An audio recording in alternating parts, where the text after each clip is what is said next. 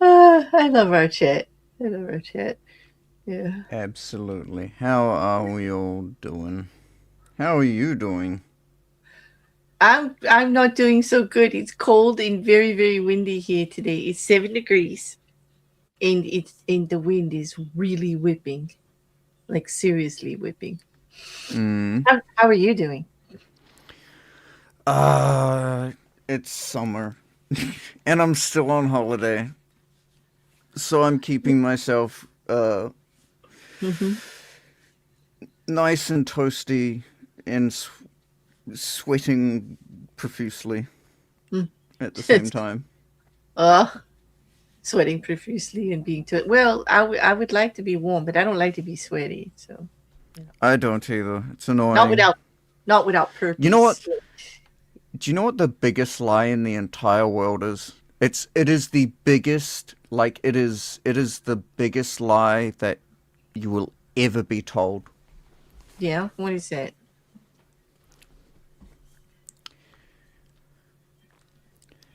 48 hours of sweat protection.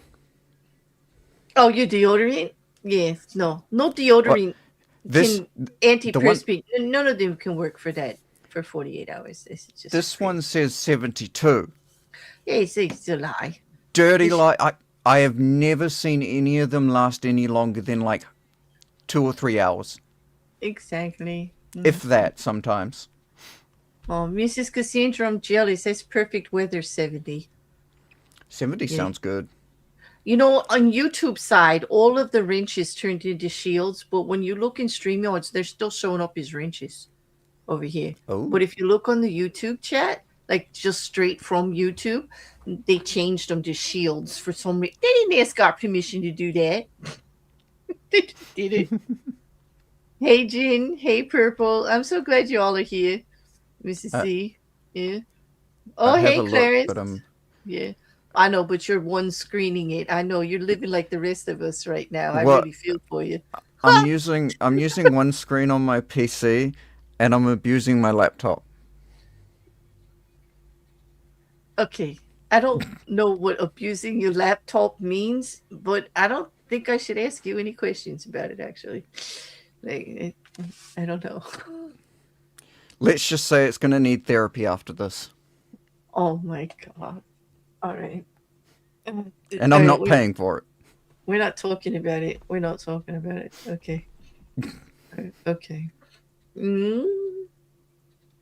Hi, Clarence. How you doing today? I hope everybody's well. I hope everybody's well. I'm cold, and my anxiety is a little high because of the wind. But I don't know what he's doing, Jin. I don't know. But if he's watching that while we're streaming, I have issues. Like he's gonna need therapy when we're done. Like, I but mean, that's not some mental impressive therapy. multitasking. Yeah, he gonna need some physical therapy when we're done, if that's what he's doing. I'm telling you that. Forget that mental therapy stuff. Just so you know, doing something like that is bat worthy. Yeah. When you Yeah, do it that is. to a Jersey girl, that's like bat worthy. Just so you know. Like, okay, Mm-hmm. yeah, yeah. I, But I have anyway, like one, two, three, four, five, six, 7-ish windows. Give or take another 10. on on the laptop, Yes. but you know better than that. That thing's gonna crash. Like, Oh, absolutely 100%. well, why are you doing that? What do you Because need I all that? like abusing my laptop. Yeah, but why do you need all that open while we're streaming? Like that's crazy. Like, all right, I let's don't get need all it right. open while I don't need it open while we stream.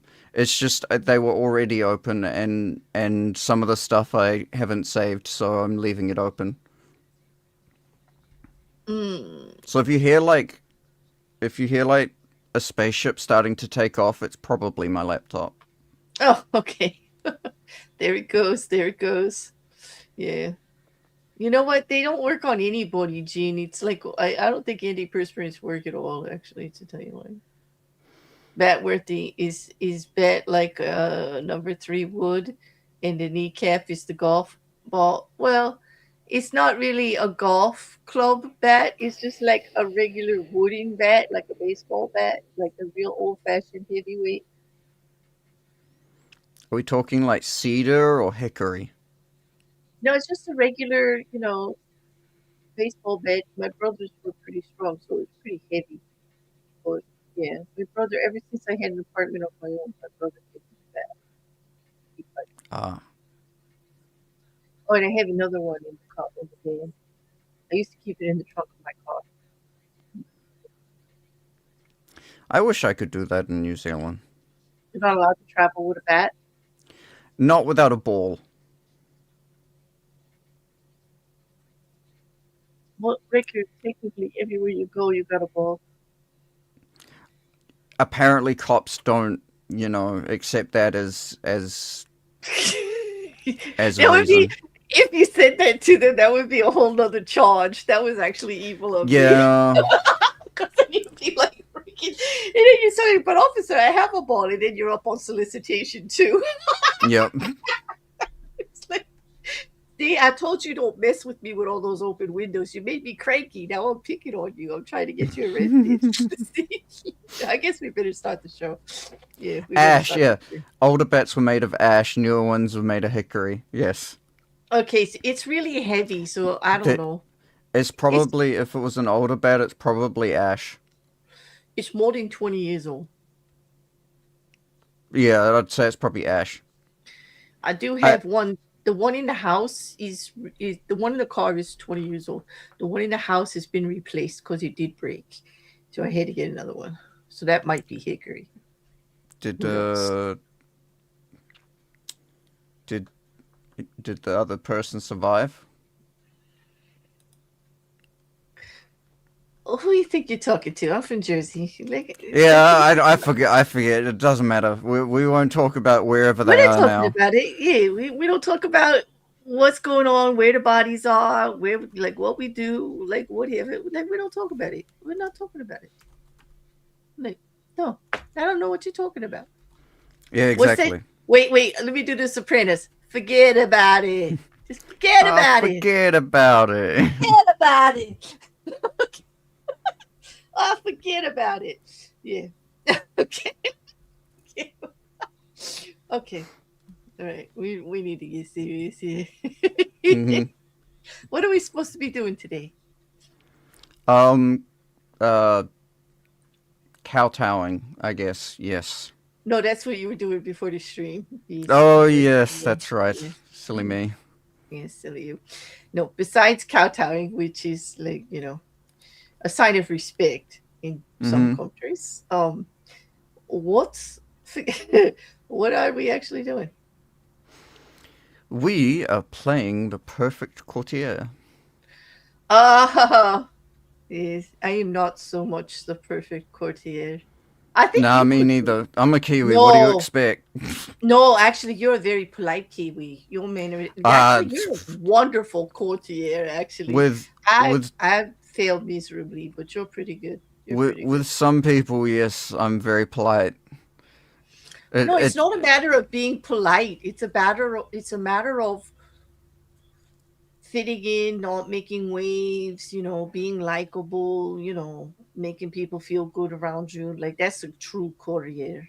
You know. oh, I'm terrible then. No, no, no. Can you believe that he's saying that, chat? Like, she's like, well, this part you suck at because you're obviously just fishing for compliments there. So, yeah, not I supposed to do mean, you got to that. fish with a fisher. Mr. Humble, knock it off. Just knock it off. Yeah. Even the gesture is a Claudia. Exactly. Exactly. Yes, Yeah. So this is what, chapter 24. Hey, if we're on 24, you know what that means? that means we've only got another 20 laws left to go after this. No, 24 more. We're halfway there. Oh yeah, another. We are literally halfway there. I'm Why did sorry, I think Mr. it was Engineer. 44 laws? It's Obviously, 48 you don't. laws.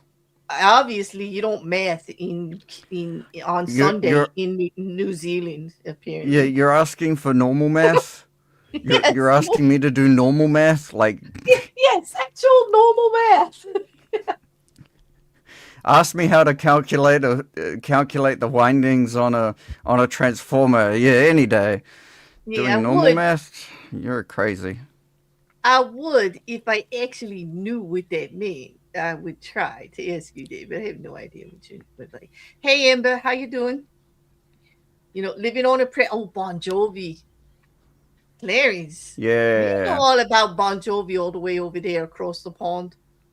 Like seriously, he even spelled "forget about it" right. Clarence, you're pretty good.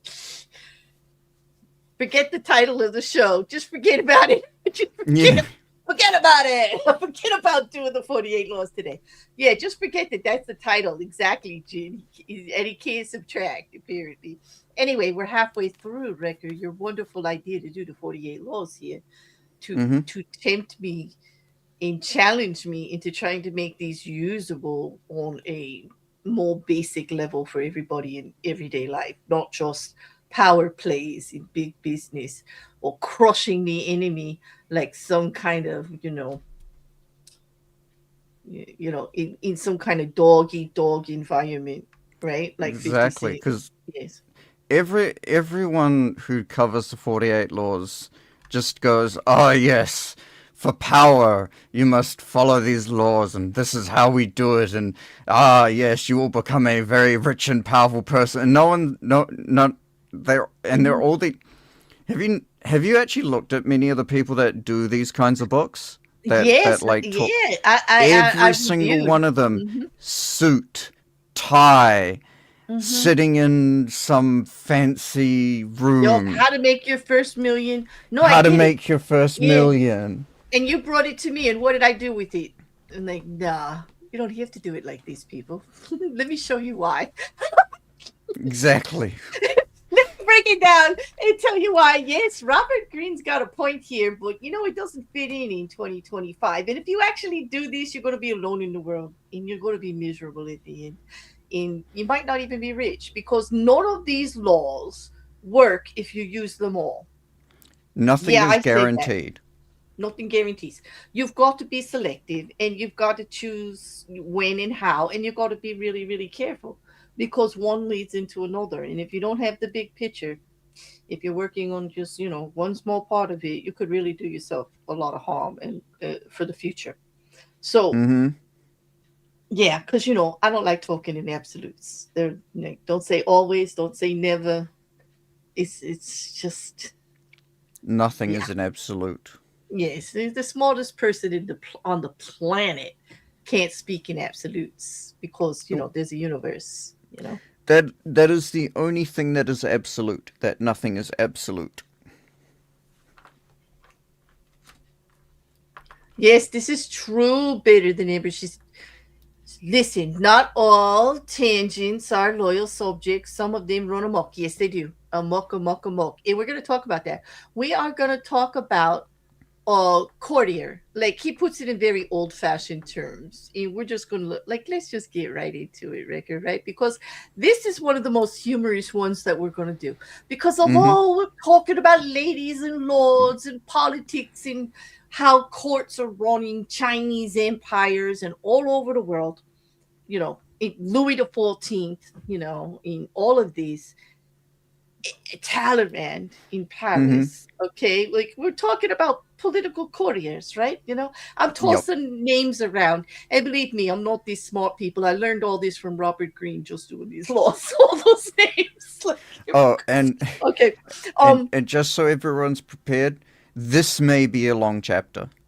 yeah, it may be, but may not. There's gonna be a lot of reading, But Yes. if we get to it, it'll probably be better. So let me just bring up the presentation to start. And thank you Mm-hmm. all for being here. Yeah. But okay. So, yes, absolutely is a word that is really, really hard to use, right? There, better than Ember, because it's an absolute. Exactly. They'd be more like suggestions than actual laws. You spot on there. Clarice. Unfortunately, the 48 suggestions doesn't seem as interesting. Doesn't It roll off the doesn't. tongue the Yeah, same. as honest as it is, it just doesn't roll off the tongue. But honestly, that's the whole premise of what we're doing here is to try to adapt them to more situations than what Robert Greene mean, and try to find something in them, the kernel of truth, because there's a kernel of truth in everything, even the most outrageous lie, to actually adapt it a little more, and then just to also say what the risks are, and that yes it works, and when it can apply and when it can't, because when Rekkr and I are honestly looking at this, we always end up with like, yeah, that's a great business strategy, but in your personal life there needs to be a warning. If you did this would be a deal breaker. Like this would make you seem like a real shitty person, you know um because the difference between control and manipulation is intent, right? Control of a situation Hmm. and manipulate, like the intent of it, in where you're coming from, whether you're being genuine or not, you know. So Exactly. yeah, yeah, kind of like guidelines, Amber. Exactly. Okay, so law, you do the first one. The judgment. The perfect courtier thrives in a world where everything revolves around power and political dexterity. He, or she, has mastered the art of indirection. He flatters, he or she flatters, yields to superiors, and asserts power over others in the most oblique and graceful manner. Learn and apply the laws of courtiership, and there will be no limit to how far you can rise in the court. Is there another way to say become the best kiss ass you can possibly be? Just wear a gas mask. I mean, why don't we just rip the band-aid off, right? Yeah, I mean, is it it's like it's it's strategic ass kissing. there you go. Strategic ask. You know what? That that that has merit. That has teeth. Mm-hmm. Okay. So let's learn how to do that. So, well, Green does a whole big analysis on what the laws of court politics were or are. Remember, this book, The 48 Laws, is quite old. In some of this doesn't really work in 2025. We've had a few laws where we're talking about perception and marketing and the speed of information and stuff. Like, doesn't really apply right now because it's like so much more, so much more. And we will come across them and deal with it as we do. But just as a guideline, Mm-hmm. um, I'll take this first one and then you'll go next, and we'll just do them on and off. But for the laws of court politics, the first two: avoid ostentation. It is never prudent to prattle on about yourself or call too much attention to your actions. The more you talk about your deeds, the more suspicion you cause. You also stir up enough envy among your peers to induce treachery and backstabbing. Be careful, ever so careful, in trumpeting your own achievements, and always talk less about yourself than about other people. Modesty is generally preferable. Now, I just have to say it. Every freaking influencer on the social media platform is violating that rule. And they're violating it successfully. They're going, hell no. If I don't say I'm great, nobody's going to think so. And they're out there proving it every damn day. And they're making good money doing it, and they don't care what they look like. Am I wrong? Mm-hmm. Right. So, Being like, a be being on YouTube, following that law is following that. I would you call? I guess it would be a sub law. Is ill advised. it is. You see, so court rules, like, remember what we're talking about. We're talking about being in the royal court. We're talking about how about uh uh workplace politics, general politics in general, and royal court, where you got to get along with a whole bunch of people, and there's one person who's the king or the top, and what you have to do is not piss that person off. Okay, whether it be one person or a small group of people, like there's a hierarchy, right? So when we're talking about the court, we're talking about a group of people organized for some purpose, okay, and the politics within it. Okay, so in that way, this makes sense. Okay, not if you want to be a solo influencer on any platform, it doesn't make sense. But in the room of Exactly. court politics, it totally makes sense because you don't want to stand out too much. You want to be confident in what you can do. But do you need to tell everybody what you can do? No. You don't want to get people to target you because remember, in this game of court politics, everybody's out to get you. Mm-hmm. They all want your spot, okay? Or you want somebody else's spot. And so you need to actually play it carefully. You don't want them coming at you just because of what you know and what you can do. You know, it's true. So practice nonchalance. Never seem to be working too hard. Your talent must appear to flow naturally, with an ease that makes people take you for a genius rather than a workaholic. Even when something demands a lot of sweat, make it look effortless. People prefer to not see your blood and toil, which is another form of ostentation. It is better for them to marvel at how gracefully you have achieved your accomplishment than to wonder why it took so much effort. I wish I had a gong or a big red button to push, like for this, because I don't believe this at all. I want to know it was hard and that you accomplished something. I don't. I I hate the people that it looks like they snapped their fingers and they did it and it was all just perfect. Like that causes so much resentment and envy in people. Like, doesn't it? on Like, the funny thing is, if maybe this might be true in like a in a professional sense, in like the business world, but if you can't apply that at all to YouTube, if there is a huge market for people to see watch you suffer to succeed doing something, mhm, and people, and so here's my evidence for the fact that people love watching other people suffer to succeed. mm, Go on YouTube and just type in electronic engineering, or type in type in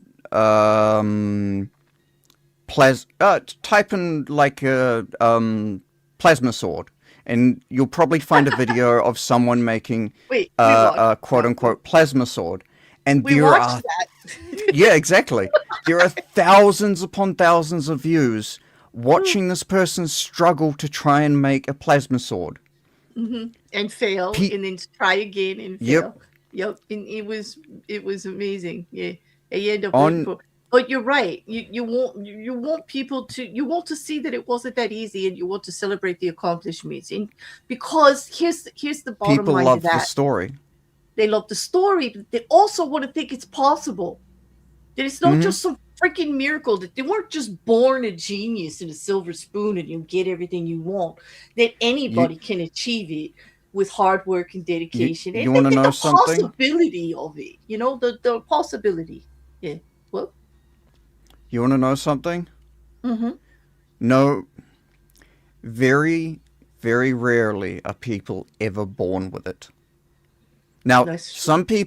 some people are born with more skill points than others, so they might be able to lean towards something a little bit easier, but not a single person has ever come out of the womb and just instantly been able to do something. All those times you hear about those child prodigies, Mm-hmm. I guarantee if you actually knew exactly what they were doing, and what they were up to the point where they were shown as a prodigy, The it 10 was hours a day of it was practice. their parents basically making them work, as you said, 10 hours a day, Mhm. whether it's playing piano, playing guitar, studying. Like you may Um, have an affinity for something. You may take yep. naturally to a certain craft or task or music or writing or something. You can have an affinity, a strong affinity for it. Mm-hmm. But you're not going to have what they call a talent or a skin for it a skill for it till you work at it, until you actually develop it yourself, right? Talent, Yeah. talent. I, so full disclosure, I don't believe in such thing as talent.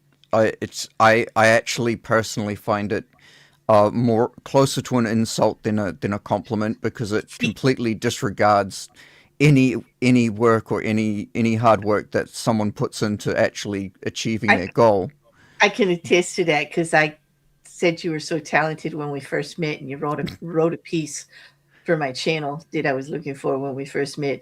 And I said, "Oh my God, you're so talented." And you said, "That's rather insulting." And I went, "What?" And then you explained it to me, and then I understood. That's how we started talking, Mm-hmm. actually. We're like, Yep. thank you, but I take that rather as an insult thing. And I'm like, "What?" Okay, explain, please. Yes. But I get However, it now. Yeah, I what I get it. will say is, what you would call talent is not given, it is cultivated. Hmm. Yeah. It is absolutely something that you work at. Talent is the end result of hard work. Yeah, I Just, would agree. if you happen to start something younger, then you're more likely to be talented at a younger age. I agree. The next two are for you. And the next two for me is, be frugal with flattery. It may seem that your superiors cannot get enough flattery, but too much, even of even a good thing, loses its value. It also stirs up suspicion among your peers. Learn to flatter indirectly by downplaying your own contribution, for example, to make your master look better. Hmm. And that's a good that Well, that goes along that with another law that says never show up the master. Like absolutely mm, never. Whoever's in charge, like don't even get too close to equal because you're automatically it's off with your head. Now you go. Yeah, mm-hmm, yeah. Mm. yes. And the next one, arrange to be noticed. There is a paradox. You cannot display yourself too brazenly, yet you must also get yourself noticed. In the court of of Louis, in the court of Louis XIV, whoever the king decided to look at rose instantly in the court of hierarchy. You stand no chance of rising if the ruler does not notice you in the swamp of courtiers. This task requires much art. It is often initially a matter of being seen, in the literal sense. Pay attention to your physical appearance, then, and find a way to create a subtly distinctive style and image.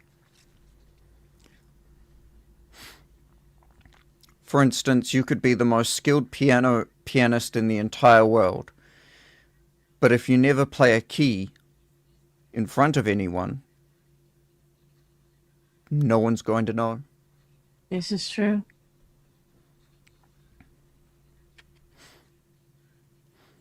Well, this is definitely true. Well, you know, it's hard not to be like they tell you, don't be a braggart, don't show off, but arrange to be noticed in in a simple way. Like, don't don't become invisible. Mm-hmm. Don't fit in so well that you're not distinctive. You know what I mean? It's kind of like there's so many rules. Like it takes a lot to figure all this out. Like because a lot of times they contradict each other. That's why you Mm-hmm. can't be so literal. You can't look at it and say do them all. You're going to be in any situation using a combination of them, whether it's in your personal life, your family life, social life, or work. aspirations, endeavors for politics, whatever, any kind of, you know, group endeavor where you're trying to accomplish something all together. It's definitely going to be a combination of them, you know. The laws of court politics continued now with alter your style and language according to the person you are dealing with. The pseudo belief in equality, the idea that talking and acting the same with everyone, no matter what their rank, makes you somehow a paragon of civilization, is a terrible mistake. Those below you will take it as a form of condensation, which it is, and those above you will be offended, although they may not admit it. You must change your style and your way of speaking to suit each person. This is not lying, it's acting. And acting is an art, not a gift from God. So learn the art. This is also true for the great variety of cultures found in the modern court. Never assume that your criteria of behavior and judgment are universal. Not only is an inability to adapt to another culture the height of barbarism, it puts you at a disadvantage. And I actually believe this one really well. It is not lying to not to fit in with culture in certain things. We all know that, we travel in so many different groups, and some things are acceptable in some groups and some things aren't. And we end up, whether we want to admit it or not, in couching our language in our behavior to fit in with said groups or associates or whatever. There's no reason to offend people. Okay. Now, I'm not saying don't say how you truly feel about stuff, because that's not me. Everything I feel is on my it's out there, right? You ask me, I'm going to tell you. But do you have to wear it like a shield? Do you have to beat people up with it? The one thing that I find the most offensive about being on YouTube is how many people come at you with a judgment on what you should be, do, and say. And I'm Mm-hmm. like, really, there's millions of channels. If you don't like what I be, do, and say, like, go watch someone else. And I don't feel I need to please millions of peoples. I need to please me and be the best version of me I can be and be true to myself. And some people are going to absolutely hate that, which I have learned over and over on YouTube. Repeatedly, I've learned that on YouTube, that I'm not everybody's cup of tea, and I'm fine with that. I'm still here. Like, I'm not going anywhere. You don't have to come to tea, you know. mm-hmm. I respect your right to not like me. It doesn't mean I'm going to do everything I can to get you to like me. I'm not. It's your prerogative. Like, I'm just going to be true to myself. And but I will couch certain things to fit in, like fit in with people, because I want to hear what they have to say and I want to respect them as people. And I also honor that, they have their right to their own opinions, their own judgments, their own whatever, and I'm going to try to leave lots of space for that, everywhere I go, and not be so narrow minded. But I do find in some circles that I go to, that I get judged really harshly, mostly, mostly for looking at both sides of a situation, mostly for not choosing side A or side B. Like, I find that most of the criticism that I hear from people directly is about that. It's like, I don't understand how me not making a broadcast statement on YouTube about something is hurting somebody else's feelings. Like, I just don't understand that. Like, I don't. the the worst one is if you don't do this, then you must be that. Exactly, the judgment, like the assumptions. And most of the people Mm-hmm. making that assumptions haven't even bothered to talk to you about it, to even Yep. find out where you are on an issue, what your actual feelings are, or opinions, or you know your in politics or anything else. And they just make assumptions, and you know what happens when you make assumptions, Yeah. right? You You're just not allowed to be ambivalent to anything. You have to have an opinion on absolutely everything, even if you don't know anything about it. Yeah, I can guarantee I And do, but it doesn't mean I'm going to tell you. Like, I'm exactly. going unless you ask. unless you ask. Like, you know what I Hmm. mean? Like, unless I But feel it's necessary. Yeah.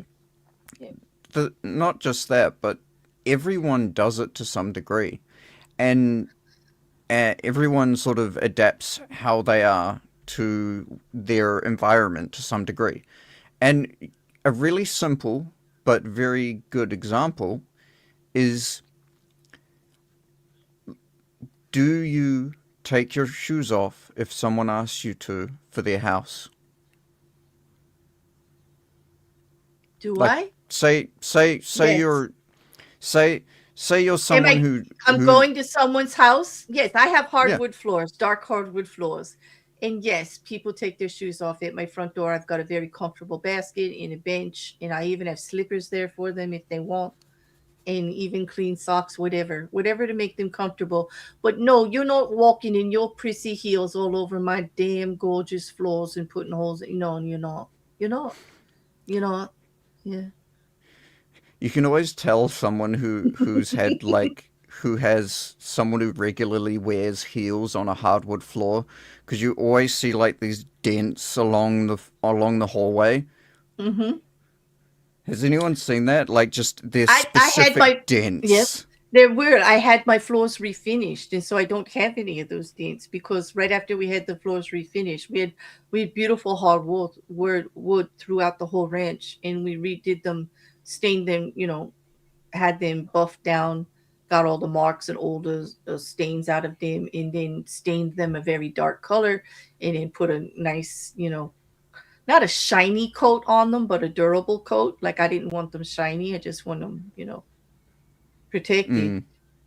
But damn, no, I don't want anybody walking with their heels, coming in. And I don't have a mud room at the front. I have a mud room at the back, but people coming in the front door definitely they're gonna have to take their shoes off, you know. Exactly. And I only hire like the service people for the house they come that my brother set me up for. They all put those surgical booties on their shoes when they come in Hmm. because they have to go in and out, like out to the truck and stuff, Yeah, yeah. you know. And so my That's brother said, understandable. service people don't want to take their shoes off, but I promise everybody we get to come to the house will have service booties. It is true. All of the companies that he hired used service booties, and I was really happy. Yeah, they didn't. But do you think that's offensive to ask somebody to take their shoes off? Not at all. It's your domain. Mm. So would you take your shoes off if you can?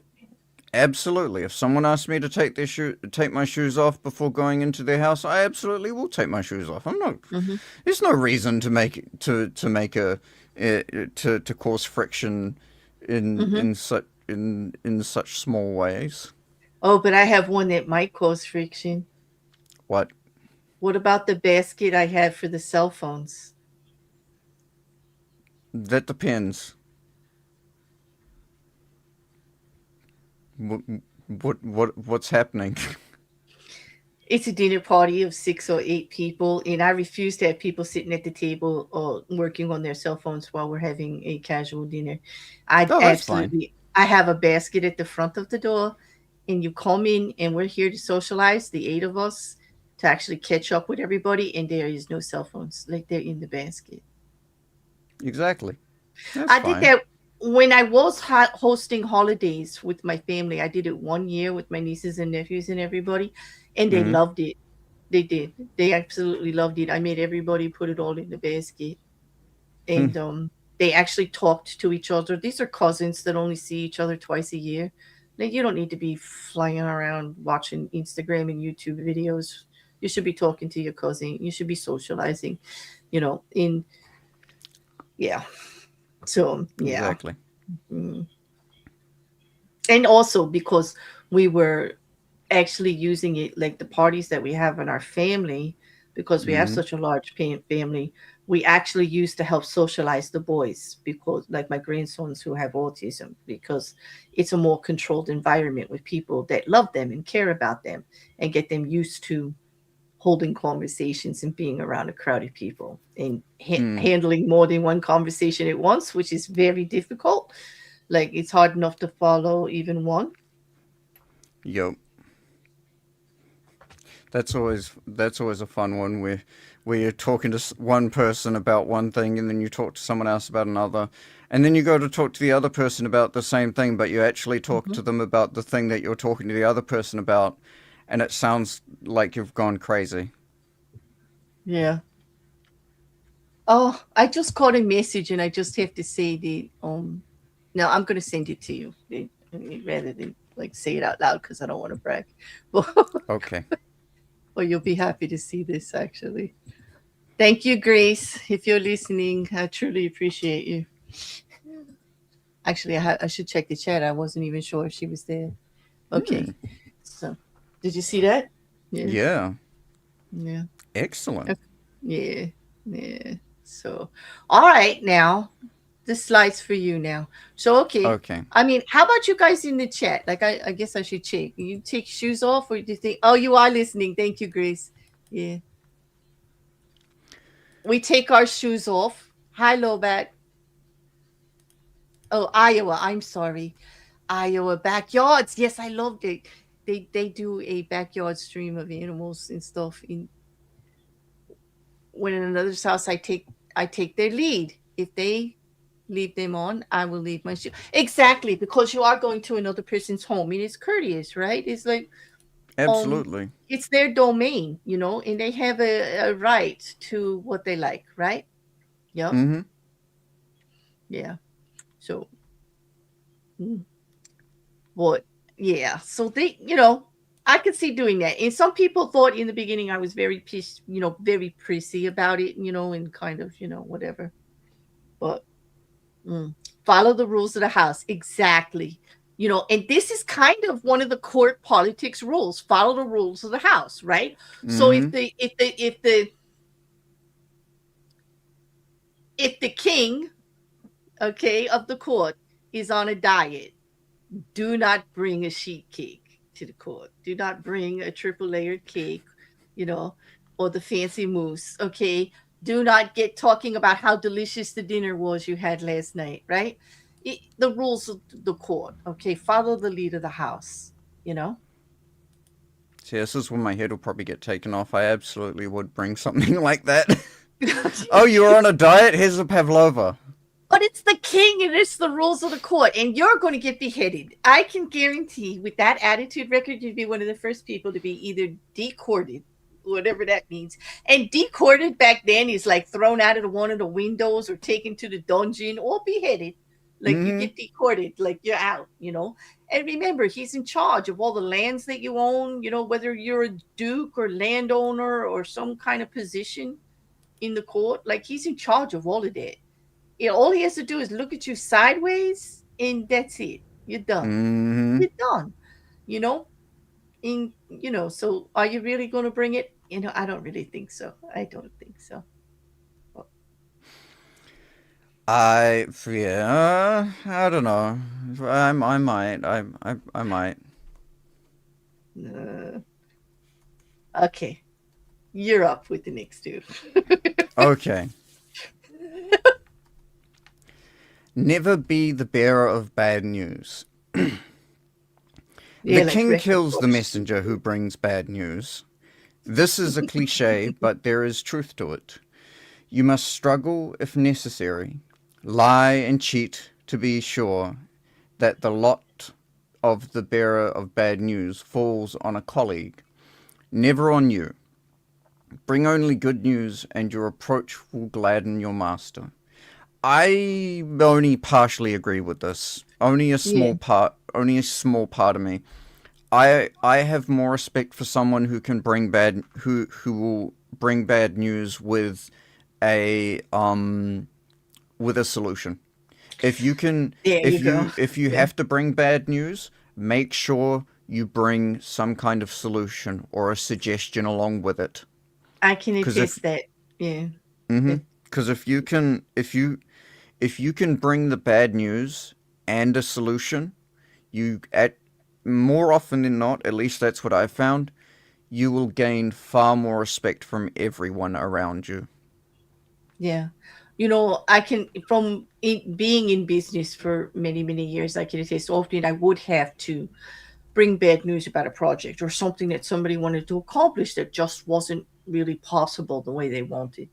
But I always gave that information with a partial solution and options. You never just say, here's the bad news. Don't ever. Mm-hmm. Like you try, because I in a position where they respect you and your opinion, and you're gonna have to give bad news at sometimes. Like, especially with what I did is in consulting, you're the opinion they're looking for. You're the expert in this area that they want the information from, and it's not always what they want to hear. It's not always good news, but you got to actually present it in a way that it's not just all bad news. If you are offering a solution, it's better. Nobody just wants to hear bad news. I don't either. It's the same thing with criticism. I don't want to hear just criticism. I want to hear criticism and perhaps some ideas on how to do it, or at least open a dialogue on what I can do next. You know, Exactly. like you just don't say like, well, just don't do that, Claire. Just don't do that. Like, I'm just like, huh? What? Yeah. What am I gonna do with that? Yeah. But I agree with you that you got to coach this one. You Mm-hmm. gotta. It doesn't work these days. You're gonna have to give people bad news, especially if you're especially if you're higher up in court. Even back then, like you think Talleyrand didn't have to tell people bad news? Like, come on, like in French politics and stuff like that. You think the higher up of the court doesn't have to tell the king some rather distressing news every once in a while. Mm-hmm. It's just how you do it, and whether you get beheaded or not. Yes. Okay. Exactly. And then the next one is never affect friendliness and intimacy with your master. He does not want a friend or for a subordinate. He wants a subordinate. Never approach him in an easy, friendly way, or act as if you are on best of terms. That is his that is his prerogative. If he chooses to deal with you on this level, assume a wary chumminess. Otherwise, err on the opposite direction and make the distance between you clear. Yeah, that's mm, that one's tough too, because like if you are, you know, we see it all the time when um in these movie dramas. Let me just use like a non-real life situation, but it gets played out in movie dramas and plays, theater, songs all the time. The two friends, okay? One Mm-hmm. from the poor side of town, one from the rich side of town. One not connected, one very connected, right? They grow up together, they say they're best friends, they have all this respect. But some point in the play, the song, the movie, whatever, it comes to the point where that one coming from the other side of town starts to feel he's equal to the other one, and the other one just has to go out of their way to say, "No, you've never been better than me. I will always be better than you." That resentment he kept inside the whole time. Like, you're Mm-hmm. not honoring where I come from. Like, I was born into this and I deserve this, like, kind of Mm-hmm. attitude. It eventually surfaces, just like the person from the other side needs to actually conquer that other person to get ahead, because you cannot stand beside them. It never, ever works. It's And either it's you succeed them, you pass them, or not, and but it's you not can't stand next to them. necessarily the poor person trying to conquer the rich person. Sometimes sometimes the rich person is trying to seem trying to be as hard as the poor person in Oh, their yeah. hood. Yeah, trying to pretend that You they know, got it like they that. Like, oh, they you mean like like that. being gangster, like the fake Yeah, gangster? Yeah, okay. we're back to Drake and Kendrick again. I get it. Okay, I got you. I got you. So sometimes the Drake that you would be like the born into it one, and the Kendrick that actually earned it and deserved it. Like the roles are reversed, like Exactly. like real hip hop versus industry puppet. Like I get it. I get it. Hmm. Yes. Yes. Yeah. Yeah. No, I get that. So it's just never as equal as it seems. So like, don't bother to pretend it. And you can be best friend. You can be really good friends and everything like that. But in the court of politics, in large groups of people, it's not going to work. Okay. No. First of all, you become enemy number one if you become number two. Does that make any sense to you? The way I said that? Mm-hmm. Okay, so there's the king, right? And you become their right hand man. Everybody below you is out to get you.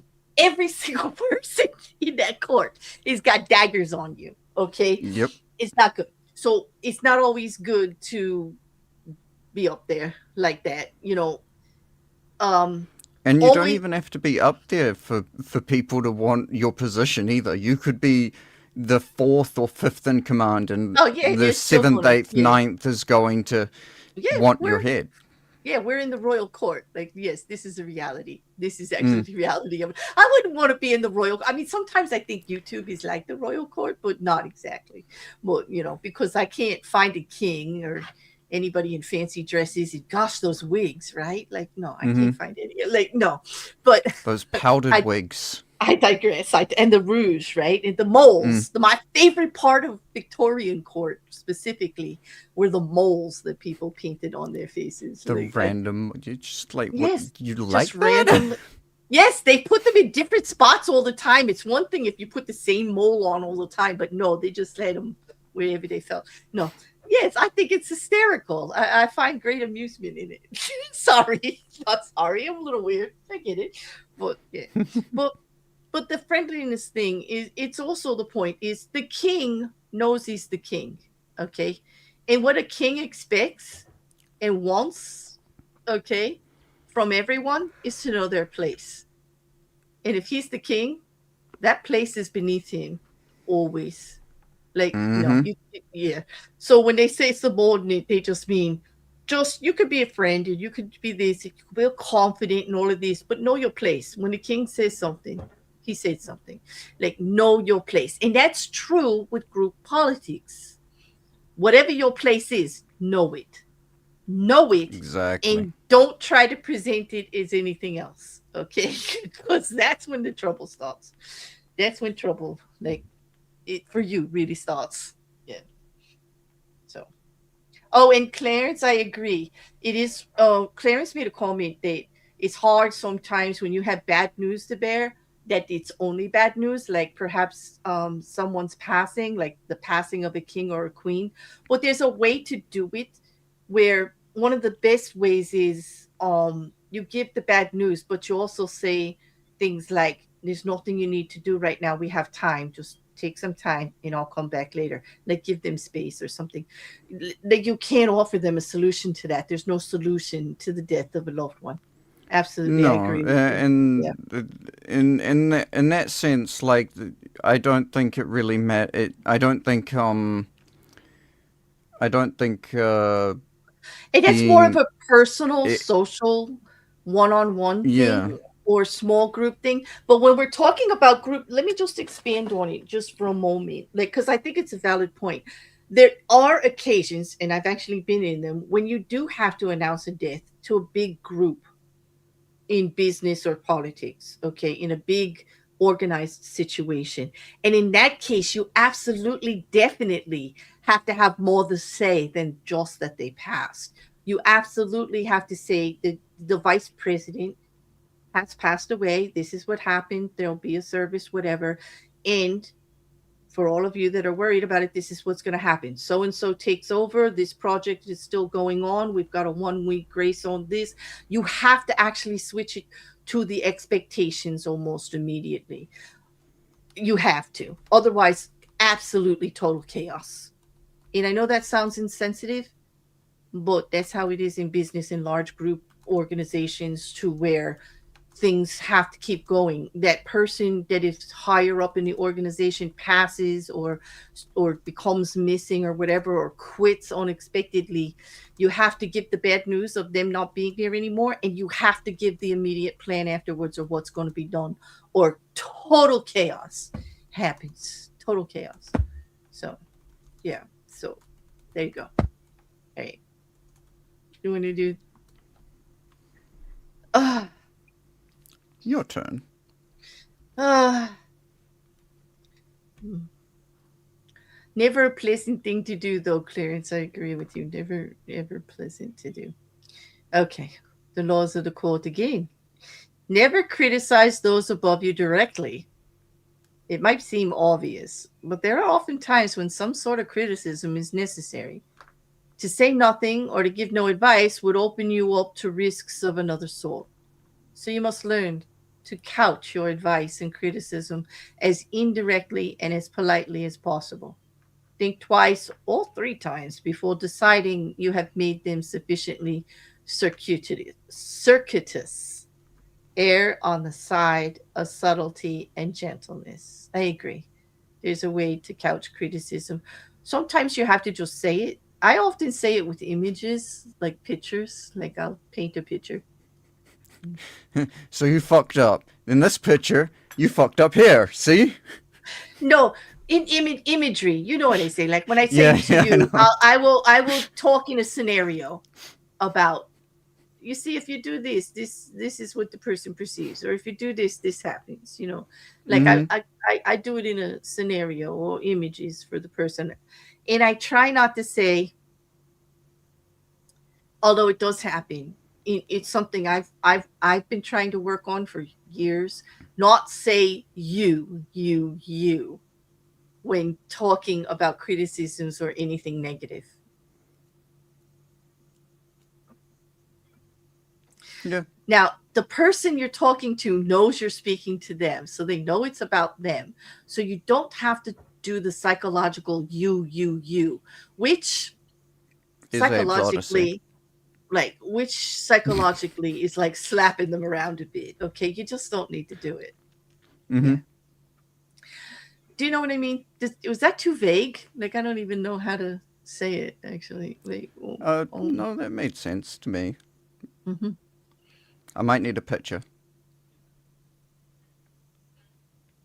I'll see myself out. Crayons are to your left. If you don't have paper, that's on you. Okay. All right. Okay. So be frugal in asking those above you for favors. Nothing irritates a master more than having to reject someone's request. It stirs up guilt and resentment. Ask for favors as rarely as possible and know when to stop. Rather than making yourself the supplicant, it is always better to earn your favors so that the ruler bestows them willingly. Most important, do not ask for favors on another person's behalf, least of all a friend. More people have gotten to more crap over that one than I even care to remember or look at. This like wow, that one's tough. That is Mm. like yeah, we all need help, okay, but it's about the help, you know, you Mm-hmm. know. And I'm not saying that we shouldn't help or that you shouldn't ask for help when you need it. Absolutely, you can. But remember, we're talking about court politics here. We're talking about large group organizations, court, the royal court or regular politics. Do you want to be the one known as the person with their hand out all the time or the one that always needs the assistance? No, you don't. It's better to be known as the one that they go to get things resolved. Mm, not the one Exactly. that, yeah. So, it's all a matter of how it looks and everything. And it's all a matter of the strings that get attached too. Remember, if you're asking the king for anything, first of all, it's a crapshoot on whether you actually survive the conversation. And second of all, you're not going to get that favor without a huge price tag. Huge. Mm-hmm. Like the he may have you playing the court pet next week, wearing a furry suit and serving champagne to whoever he wants. Like, yes. Or, he may have you feed the palace animals for a month, I don't know. Well, he's definitely going to make sure you don't ask again, because the king doesn't want to be asked. The king wants to be helpful when he sees a need, doesn't want to be asked, you know. Yes.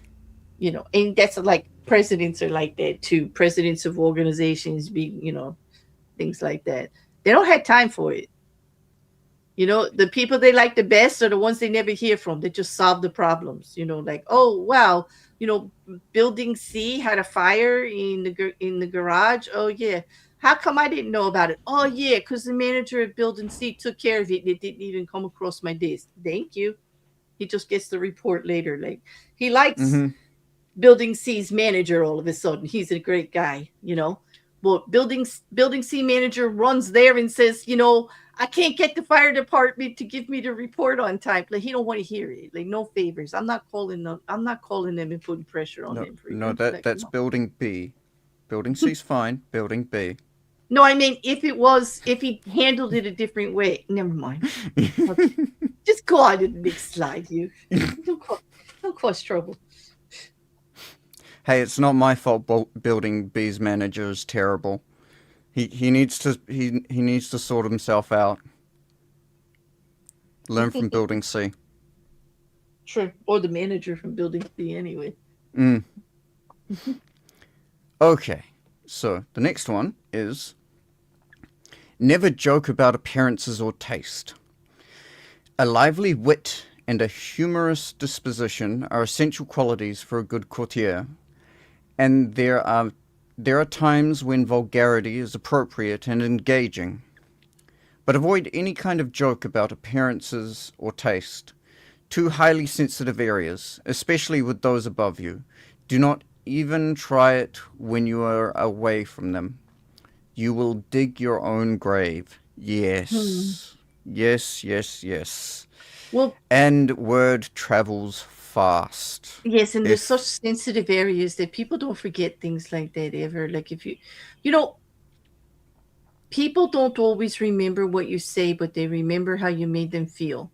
So even though those Mm words were like, they may not remember exactly the words you said to them, but they're gonna remember how it made them feel. hmm. Mm hmm. And you talk about how somebody dresses or their taste in something, it's very, very personal. It's very personal. This is their image. Like most people can't change a lot of things about how they look, you know, and their taste is very personal to them. Like it's who they are. Mm hmm. Mm, yeah. And comedians do it all the time. It's easy to laugh at, but if That's, you're in big politics, don't do it. I yeah. mean, yeah. We don't have many With. comedians running huge companies, do we? No. Yeah. Hmm. But that's, oh, there's actually a term for that. Jester's pardon, I think it's Like, called. oh, yes, Where, for the comedian. Yeah. where the jester in a court can get away with criticizing the king because he's a jester. He's meant to be ridiculous. Yeah. Yeah. Didn't Well, it say in the book somewhere that often jesters were like actually quite high up in the hierarchy of like who to get advice from? because they amused the king and they were everywhere. They got And like that, they were from the bowels all the way to the top. Like yeah. they came from regular street, right? And they would perform for the king. So they were exposed to everything. So they had all the gossip. And plus they would have all the private conversations and stuff, and the Mm-hmm. jester would be entertaining, so he would hear. Like if he's Mm-hmm. juggling or whatever or doing whatever, he would hear it all. Yeah. Yes. Nobody paid Okay. attention. Yeah. So the next one is do not be the court cynic. Express admiration for a good work for the good work of others. If you constantly criticize your equals or subordinates, some of the criticism will rub off on you, hovering around you like a grey cloud wherever you go. People will groan at each new cynical comment, and you will irritate them. By expressing modest admiration for other people's achievements, you paradoxically call attention to your own. The ability to express wonder and amazement and seem like you mean it is a rare and dying talent, but one still greatly valued. Yes, I agree with that. Because it's important to actually mean it, to actually see other people's achievements as good things, to see the good rather than the negative. Now, we often do have to give some type of criticism, but being a cynic is a little different than that. It's kind of Mm-hmm. always taking the negative view on something, which Yes. there's nothing wrong with challenging. I'm never going to say that because everybody knows I challenge everything. I want to see both sides of it. You can tell me something and I'm very cynical. I've got to check it out. I got to research. I don't believe anything I hear or see Mm-hmm. straight off the bat anymore. And that's the way it is in 2026, people. You can't believe the news. You can't believe your neighbor. You can't even believe what you see flying in the sky. Remember, I'm in New Jersey. We had all that drone stuff going on. Like, you can't believe The anything. airplanes. Yes, yes. My God, we're being attacked by drones. Yeah, no, it's you've got to check everything out, you know. And so Mm-hmm. there is a little bit of necessity of the cynical outlet in 2026 to double check it. But how about not expressing it to others, bring others down? Don't be the Debbie Downer in a group. Don't be the one when somebody comes in and says, "Oh gosh, isn't it a beautiful day?" and you're gonna go, "It's gonna rain in 30 minutes." Like, don't be that Mm-hmm. person. Like, could you let that person just be happy about the sunny day for like 15 minutes at least? You know, they'll see it rain in 30 minutes. They don't need you popping their bubble 30 minutes early. Like, do they? No, I don't think so. That sounds like Uh, Auckland weather. It, Seriously, if it, anyone ever wants to understand what having 25 seasons in 24 hours is, come to Auckland for a day. The weather here is like if you want it to if you're looking for the sun, just wait like 2 or 3 minutes, it'll be sunny. If you like the rain, just wait maybe 5 or 6 minutes, you'll get the rain.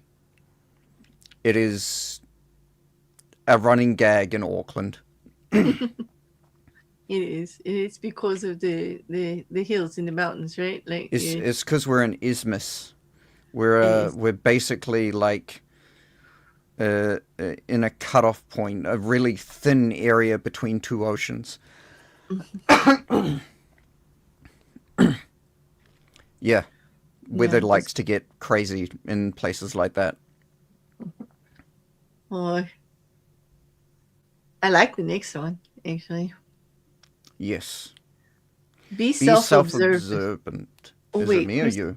I don't know. What did you I think just it's read me. The Cynic? Did I No. read The Cynic or did you? Wait.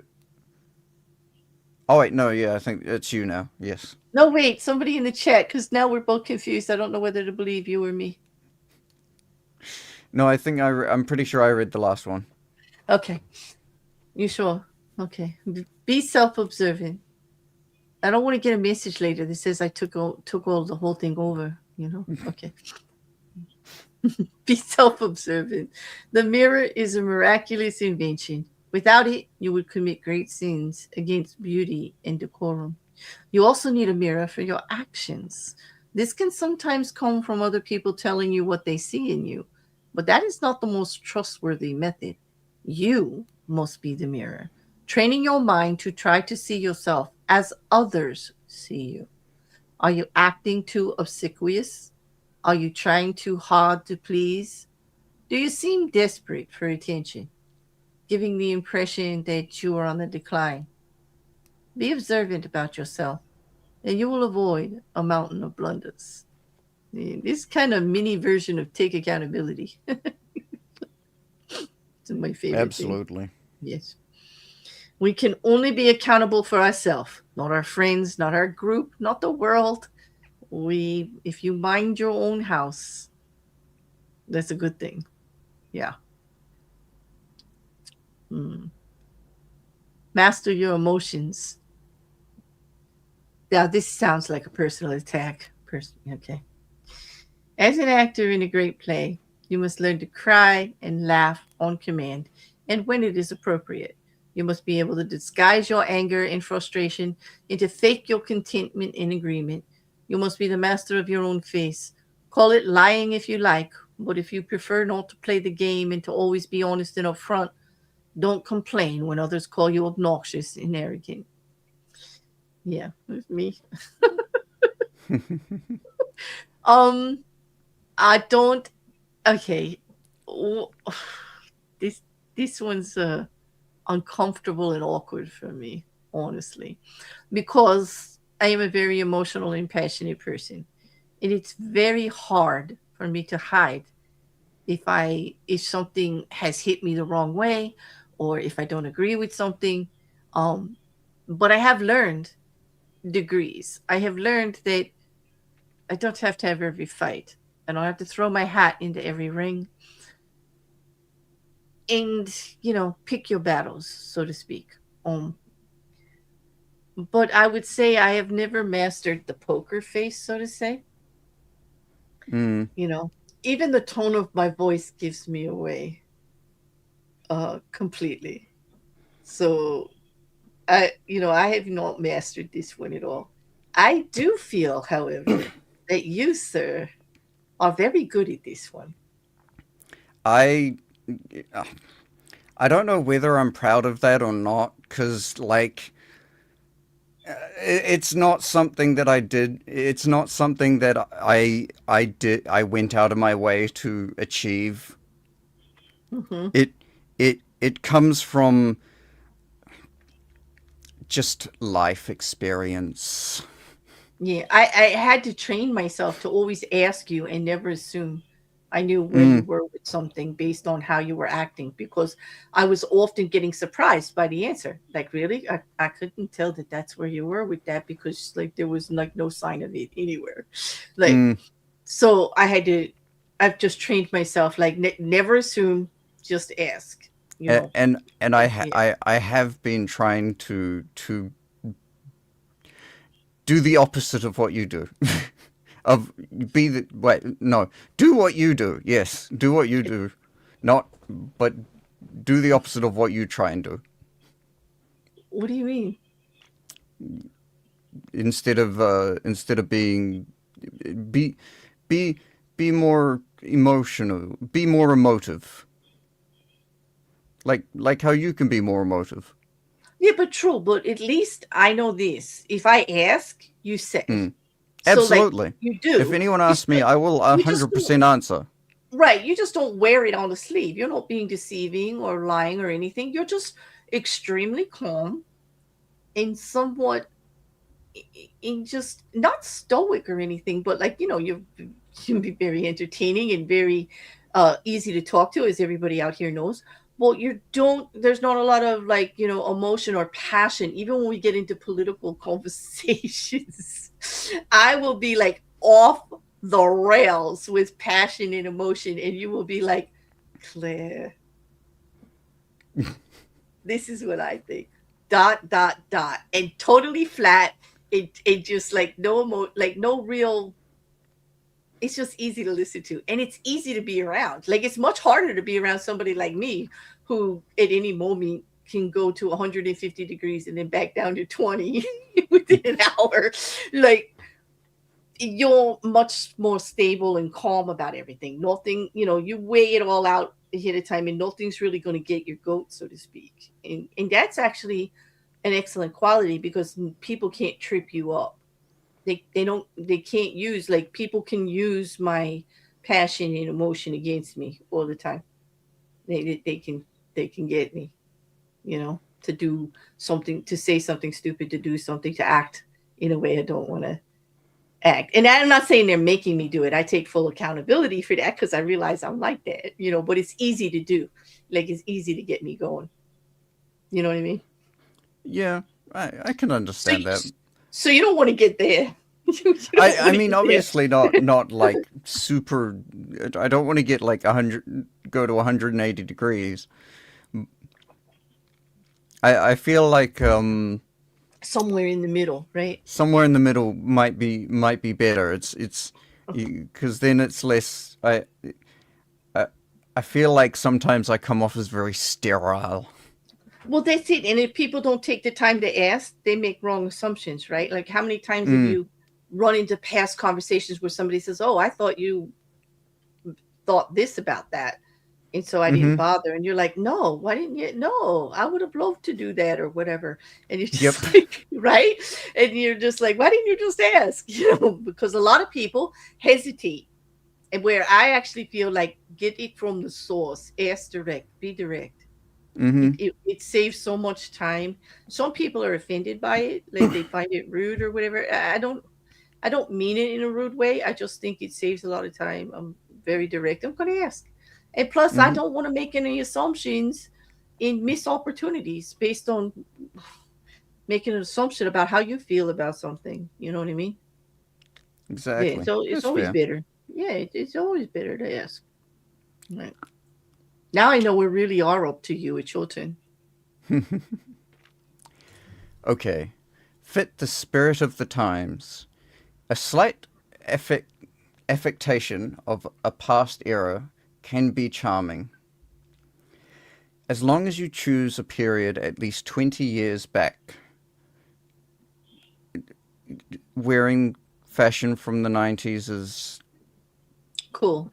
situational specific because there's certain fashion of the 90s that just looks ridiculous nowadays. But um, wearing the fashion of 10 years ago is ludicrous. Unless you enjoy the role of court jester, your spirit and way of thinking must keep up with the times, even if the times offend your sensibilities. Be too forward thinking, however, and no one will understand you. It is never a good idea to stand out too much in this area. You are best off at least being able to mimic the spirit of the times. So like you got to stay kind of like in the now, but you can do nods to the past. Like I think it's really great when people dress up in like the 50s in this, like I just love a lot of older styles and stuff like that. I think what they mean is don't be like obviously behind like now, like you know how fashion changes so often. So don't wear something from 10 years ago that's going Baggy to stick out. jeans, a t shirt 20 times too big for you, Yeah. a cap leaning sideways. Okay, you got it. But go ahead and wear the cap backwards, which is like 25 years ago. Like okay, or go ahead and wear the skinny jeans if you want. And then also, you know, I don't know, some of the trends, but keep it trend specific and make it like cohesive and stuff and be yourself. But be aware that sometimes when you're pulling all that together, if you stand out too much, you become the one they're looking at, and you become the one that they have something to say about this and that and the other thing. So be strong enough to stick up for it too, because remember, Mm-hmm. a lot of this this is only court politics. This isn't a life thing like you know every day with your friends and your family. This is court politics. This is the big picture in big Mm-hmm. group dynamics. We're not talking like mano a mano here, okay? Like okay, we're talking huge endeavors where you're trying to accomplish something in a group setting, whether that be workplace environments in politics, whether it be the court of the royal king or queen, whether it be politics in general, either local, state, or even federally leveled, you know, those games that get played, any of that. I mean, even in charity situations with big charity organizations, these are group endeavors with one common goal with a hierarchy. Okay. And when you have that, you don't want to be the one sticking out because of anything, of your for your politics and or the way you dress, you know. Trying to stay current with the times, and that includes the language, and that includes the acceptable society norms and things like that. Um, when they say things like the spirit of the times, okay, there are in certain societal circles right now, commonly in most societal circles and group endeavors, there are certain things you cannot say. There are certain words you don't use. Mm-hmm. Okay, and it doesn't matter what that word means to you, or how you think it's just a word or whatever. You just don't do it, right? Okay, you just don't do it. In They don't care how you feel about stuff. It's called the societal norms, like, and you just do it. You just get along with the group, because if you're going to survive in the political court or the royal court or the workplace environment, you need to get along with the majority, not the minority. You know what I mean? Yes. Okay. Now that doesn't mean you have to go against your personal beliefs and your personal style and all this other. But we know that there are certain environments that you can't walk into covered with tattoos from head to toe and get respected the same way as if you don't. Mm-hmm. And yet, we also know that there are other environments that if you walk into there in a three-piece suit and a tie, you'll get no respect at all. Mm-hmm. So know the room, know the environment before you try to apply the spirit of the times. The spirit of the times isn't just the spirit of the times, it's the spirit of the environment of the group that you're involved in. You know what I mean? Absolutely. Yeah, don't show up wearing black to the white party. Don't show up wearing white to the black party. Or white to a wedding. Or even Ekru, because I did wear like a light beige, and damn, it showed up as white in the photographs, and man, that was Oof. bad. That was really bad. It was. Yeah. You might have to defriend me for that one. I don't know. Oh, should we hold a poll? Should I defriend Claire? Should we make a poll? I wore Ekru to a wedding.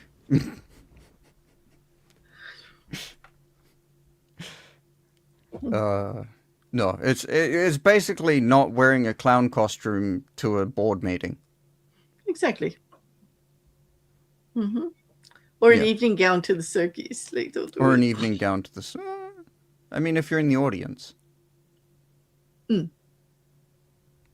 Although, to be fair, an evening gown nowadays is completely different to what an evening gown 20 years was. Oh my god! You know what? Shenanigans just did the Grammys fashion. And like, I was looking for some normalcy, and there wasn't even anything outrageous. Like, they were looking for outrageous, like we used to see. Like, Mm. there wasn't even any of that. It was just all bad. Well, it turns out the Grammys are pretty much dying. They had in 20, I believe it was 2010, they had like nearly 40 million people watching them, and now they're barely touching 12. Well, you know why? They privated everything. We couldn't find it, could we? And if you didn't watch it live, you didn't even get a replay. It was on like CBS in some paid Mm-hmm. channel, and you couldn't even get them until the next day if you had Yep. regular pay service on everything, because we watched it the next day, right? Mm-hmm. Yeah, like Oh, that's this was why. live views, I think. Yeah, well, they're the ones cutting their live views off because they made it very unobtainable, even for Oh live. yeah. Like, this is 2026. Nobody's setting their clocks to when something comes on cable, okay, or TV, right? Exactly. It's the age of DVR replay, isn't it? It's the age of I'll Yep. watch it when I want to watch it. Like, am I wrong? Like, Yeah. no. It's the age of, hey, did that person do something really dumb? Let's clip that. Let Right, exactly. rewind and clip that. Right. So the last thing you actually want to do is limit how many platforms you are on live when it happens. Like, you want to know why they went to 40 to 12 is because it was on CBS paid Mm-hmm. for. Like, in most, that's why at a specific time. And it wouldn't even do a playback. Then it went to their private streaming service for the playback for The only highest and tier of the their highest private. tier, not Yeah. even for everybody, right? Then it went to the highest tier because I actually have that, and I couldn't watch it because I wasn't on the highest tier. And then the next day opened it. Like, talk about being greedy mofo. If you think I'm crying for the Grammys because they went from 40 to 12, I know exactly why they're there, and I ain't crying a tear for them. They did that to themselves, limited their I market, by being too greedy and not forecasting into the future what it's going to mean. They were I bent am on. looking forward to this crazy streaming bubble to pop and just watching them all catastrophically fall down. Because they're getting greedier and greedier and greedier, and people are starting to get really annoyed having to pay more money for stuff that they've already paid for. For Right. instance, now you're getting infomercials on certain tiers in certain streaming services. Don't even Um, get me started. Cable yep. used to, we all got cable because regular TV had too many ads. All the cable channels have ads now, all of them, including premium channels like HBO and Showtime and everything. Everything. Mm-hmm. Everything has commercials. It's like advertisers don't want to die. That's it. Plus music, plus music isn't that great these days. It depends. It depends on what kind of music you're I talking about. we've heard some great music though these days. Like there's still It, some really good stuff out there that I mean I've okay. found some new bands that I like. You know, they weren't nominated this year. Um, I would say that the popular pop stuff sounds like trash to me. I will agree to Oh, you. if we're talking about pop music, it's garbage. Holy crap! It sounds so. It sounds like it sounds like it just they're trying to mimic what was already done, and they're doing it so poorly. It's They're like they're it's following like it they're trying to recreate songs from memory that they've only heard like halfway through. and they're It's using that 2 minute rule. crazy. That 2 minute rule that they used to have for radio and everything, like it would be a hit if it only played Hmm. for 2 minutes. Yeah. And they're just But recycling the whole thing over and over again. And if also like the metal band that won this year, Full oh Metal my Jaw, yeah, was horrible. It wasn't even meant. I was like, how did they they win for they metal? were Like they're not even my God. Like they were metal, but like I could probably have played a song from like 20 years ago that sounded exactly the same. yeah. The I am so surprised that Sleep Token didn't win more awards. Exactly, Um because cuz I really they're found them and loved them. Absolutely. I think I found them last year. Love them. Absolutely. Love hmm, them. pop music didn't die with the invention of autotune. Pop music unfortunately pop music has Broaden with it. Yeah. yeah but there's a Pop certain you add AI to pop music and you now have the STD you never wanted. yeah no The the, there's the one you gotta keep there's treating it never goes away, like that one. Yeah. mm, yep. But if if you don't mind it, if you if you want like some good albums that I know are the new Clips album, um, Well let God sort them out. yeah, but not Uh, everybody likes rap. But it not was everyone likes rap. If you don't mind rap, if you like rap, the new Clips album is great. The first song is a banger for everyone. Um, Jid's new album is good. It's called God Does Like Ugly. And to be fair, it's probably the it's not strictly religious, but it does have heavy religious undertones. mhm. Um Well, and some it's people. still Oh, good. sorry. Yeah, but some people like music just for the sheer entertainment of it, in the danceability or singability. Just to be entertained. The vibe. So yeah, the vibe. So I still think like Lady Gaga winning was a good thing. I Oh still yeah. think real entertainers like Bruno Mars, who plays, sings, writes, dance, and is a great entertainer. They should be showcased a little bit more. I'm not into the Sabrina Carpenters of the world. You know, like I don't get me started on her. yeah, I'm a little old fashioned. I know that every songwriter or musician can't actually perform to the level that needs to be to become a big marketing thing these days. I get that, but I do at least want those people showcased a little more often than they want. And I want to know, am I just like don't know, but do they have a category in the Grammys for successful tours? Because I would like to see more about the older bands like that are still out there performing, like Nin, in doing tours and stuff, and see like how things doing. Or Shine Down, maybe not have a new album. They had it last year or the year before, but they're still touring like all over the country, like every week. Like I would like to see that. Isn't the Grammys about music that makes money and gets voted on? Like, why don't they have anything about the tours on there? Um, I don't Because think they do. isn't that a way to keep the progress growing for somebody who doesn't have an album out that year, or still really keep them you know, in the sphere, so to speak? I mean, music's much more than that. I mean, they do. They give you music for spoken. They give you a Grammy for spoken word and best producer, in this, that, and the other thing. Why not for the tours?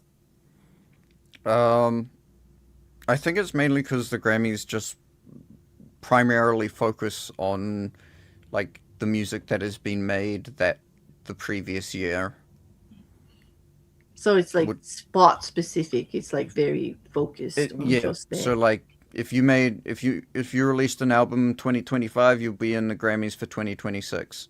Well, I'd The still like to 2026 know Grammys. what the most successful tour for 2025 was.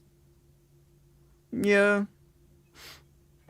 that I think it's that would. important for the music industry to know who is spending money on what in tours. Oh no, People have to no, spend money to see no. that. They really don't want you looking at their money. Don't stop it, Claire. Stop looking at the money. You're going into reasonable territory, and it's really dangerous. Gosh darn it, asking those questions again. All right, let's go on to the next one. Go ahead. Okay, All right, I'll stop. I'll stop. okay. Be a source of pleasure. Hmm. This is critical. It is an obvious law of human nature that we will flee what is unpleasant and distasteful, while charm and the promise of delight will draw us like moss to a flame. Make yourself a flame, and you will rise to the top.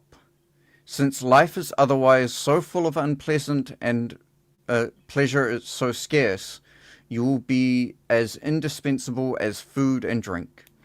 This may seem obvious, but what is obvious is often ignored or unappreciated. There are degrees to this. Not everyone can play the role of favorite, for not everyone is blessed with charm and wit. It's a very difficult thing to do. I know this personally. But we can all control our unpleasant qualities and obscure them when necessary. Yeah. You see, your self-deprecation is actually charming. Oh, it's just because of how humble I am. You know, You're actually, I it, call you. You realize I call you Mr. Humble because you're absolutely not. You're- oh, please. I am the most humble. Everyone knows how humble I am. Oh, I just good. am known across the globe for my humility. Uh, yes. You know, I'm sure the chat will agree with me I 100%. yeah, Yes. no, I don't think anybody who actually knows you is going to agree with that at all. You're very confident about who you are, and nobody's going to move you from anything. You know. Hmm. Yeah. You know what? There was only very few K-pop songs nominated. They just that one from that one movie that they have out, I think. The TV Amber, I series, I saw it. think. Yeah, Yeah.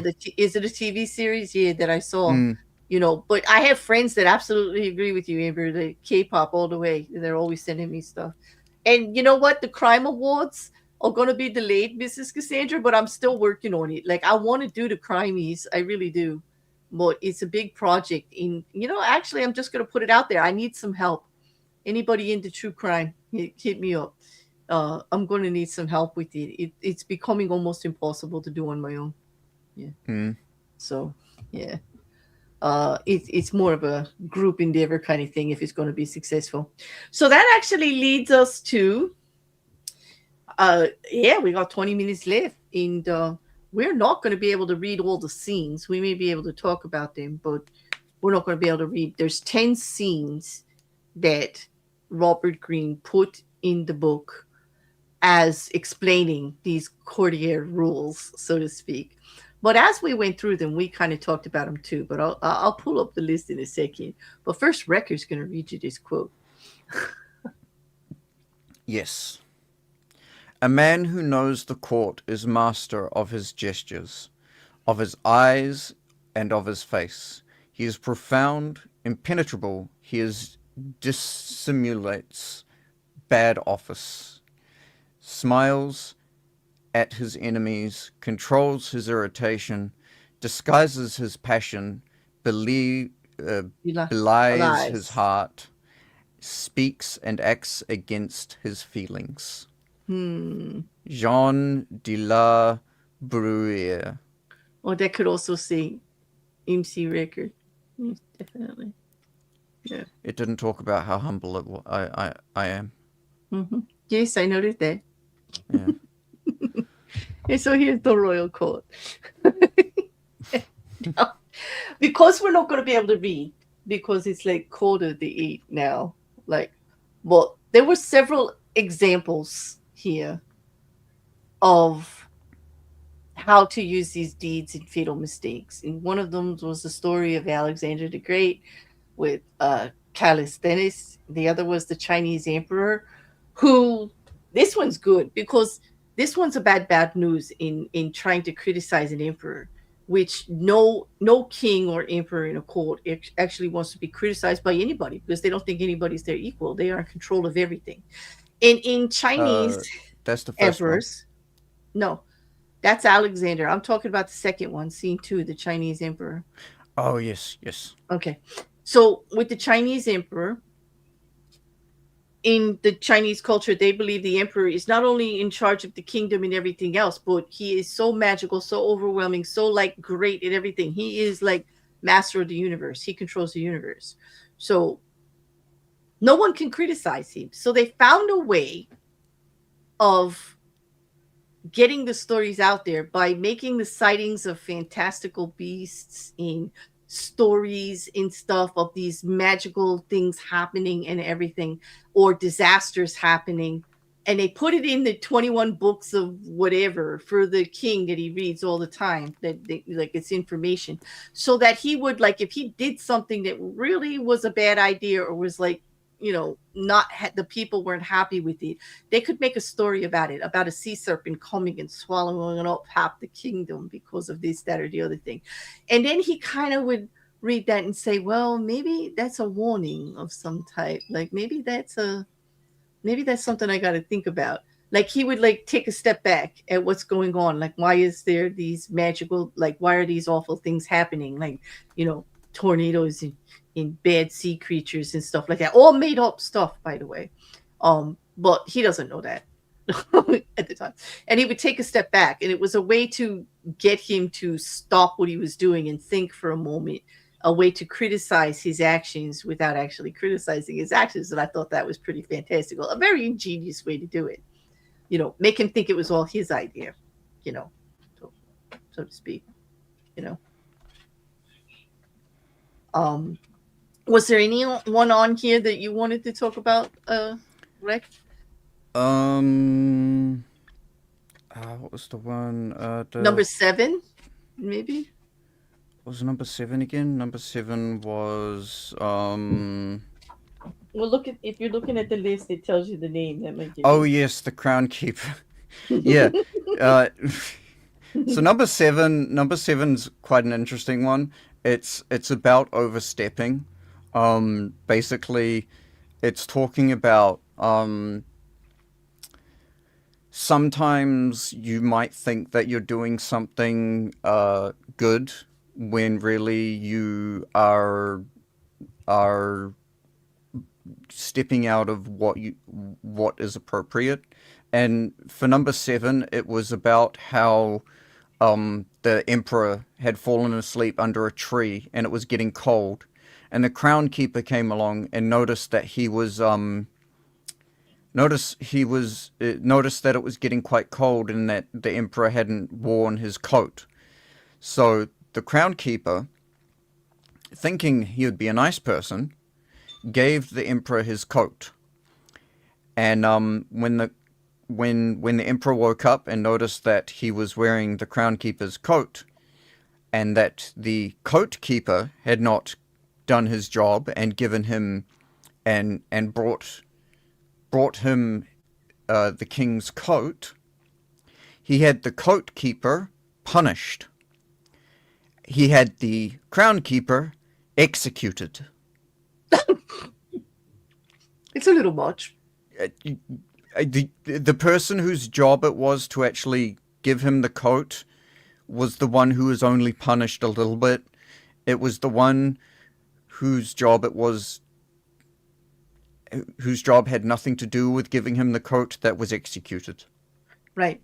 It was like a stay in your lane example of extremism. It's a very good example of I understand that you may be able to do brain surgery because you've studied brain surgery and you may have as much knowledge as a brain surgeon, but you're still a nurse in this situation. Right. I hired you as a nurse, so do that. Yeah. Exactly.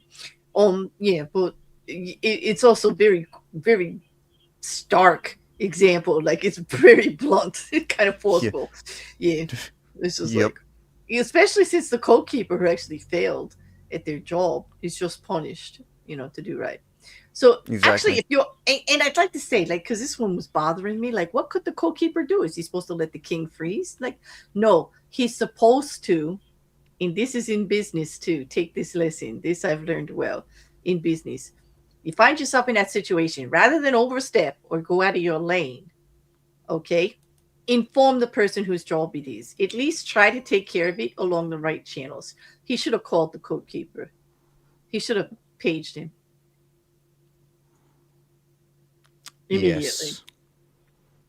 Because then he wouldn't be beheaded. When somebody says, "Oh, but I saw the crown keeper there and he didn't help the king." I did. I went to get the code keeper. He did try to do something. He just has to tell the king, "I went to inform the code keeper who had your coat to bring you your coat." Yes. Yes. Because, the king, the emperor didn't want to wake up with some shoddy coat from somebody else on him. That's for sure. This is the crown keeper's coat. How dare you? How dare you? Right? Mm-hmm. That brings me to like one of my favorites, like from the book. And let me just pull it up. And this one was yours too, because we spent a lot of time talking about this one afterwards, didn't we? I'm gonna do Churchill just because they need to know. Mm-hmm. Is that okay with you? Absolutely. Okay. So Winston Churchill was an amateur artist, as some know, and after World War II, his paintings became collector's items, because he was famous. The American publisher Henry Luce, in fact, creator of Time and Life magazines, kept one of Churchill's landscapes hanging in his private office in New York. And on a tour through the United States, Churchill visited Luce in his office, and the two men looked at the painting together. The publisher remarked, "It's a good picture, but I think it needs something in the foreground. A sheep, perhaps." Much to Luce's horror, Churchill's secretary called the publisher the next day and asked him to have the painting sent to England. And Luce did that, mortified that he had perhaps offended the former prime minister. But a few days later, however, the painting was shipped back to him, but slightly altered, with a single sheep now grazing peacefully in the foreground. And what that actually kind of came to say, according to Green in his book, is that Churchill stood head and shoulders above Luce, but Luce was certainly a man of power. So let's imagine a slightly a slight equality between them. Still, what did Churchill have to fear from an American publisher? Why bow to the criticism of a dilettante? You know, in this case, the entire world of diplomats and international statesmen, and also of the journalists who quote them, is a place of mutual dependence. So it would be unwise to insult or offend the taste of people of power, even if they are below or equal to you. A man like Churchill can swallow criticisms of a man like Luch because he proves himself a courtier without peer. Perhaps his correction of the painting implied a certain condensation as well, but he did it so subtly that Luch did not perceive any slight. If anything, Churchill made himself known that he can take it and he's good. And he actually, in that situation, I feel, came out more powerful.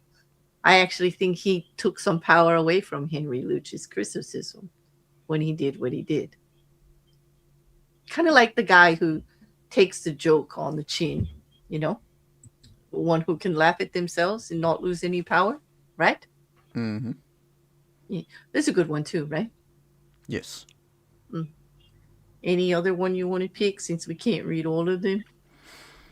Um, there was one other one. Clarence says, a coat keeper. Does he have someone in charge of all his garments? A keeper of the undercrackers? Yes, probably. Yes. I would not be surprised. They had very they they have a lot of uh traditions. Mm-hmm. Uh, yeah. I think no. The only other one I think we already talked about was the one about the guy who spoke philosophy a bit too much. That was number one, I That's think. that was number one, but I didn't actually Yeah. say what happened. That So was like, yeah, you can I'll read continue. number one then. Okay. Number one is Alexander the Great. The Great, conqueror of the Mediterranean basin and the Middle East through to India, had the great Aristotle for his tutor, lucky bastard, and mentor, and throughout his short life he remained devout to philosophy and his master's teachings.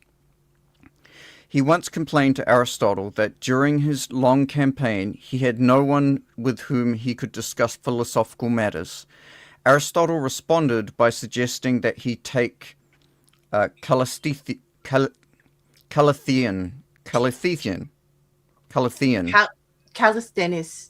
Callisthenes, that's it, there we go. Callisthenes, a former pupil of Aristotle and a promising philosopher in his own right, along to the next campaign. Aristotle had schooled Callisthenes in the skills of being a courtier, but the young man secretly scoffed at him.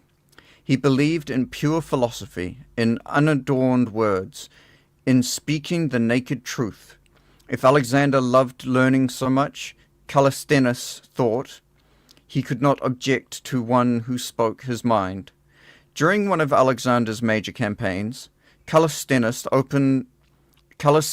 spoke his mind one too many times, and Alexander had him put to death.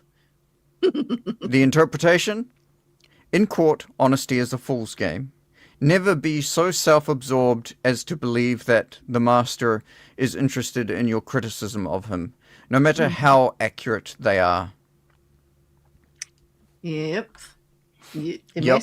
master wants a subordinate, even if they're Especially learning if, from you. Even if yeah, they've hired you to take care of something, they still want you to recognize every day who's in charge, right? especially if the person who is your master happens to be okay with just having people beheaded because, it seems trendy at the time. Exactly. Exactly. Well, yes, I recommend if you want to read the rest of the scenes, they are in the PDF that we listed below for chapter 24. It's always a good reading, but they're good examples. I would just like to say that we see this actually being a good courtier today in modern society too. Um, let's talk about like some of the big actors in industry, big in entertainment that have become ambassadors for world peace and things like that. Let's take someone like Angelina Jolie, right? Sure. I know I don't like her very much either, but okay, gotta give her some credit for being an international ambassador for children's welfare and for children's rights everywhere in the world, and became an ambassador, you know, for certain organizations and all, and wields that power in the entertainment industry and gets other people involved. You know, this Mm-hmm. is using the big court rules. You know what I mean?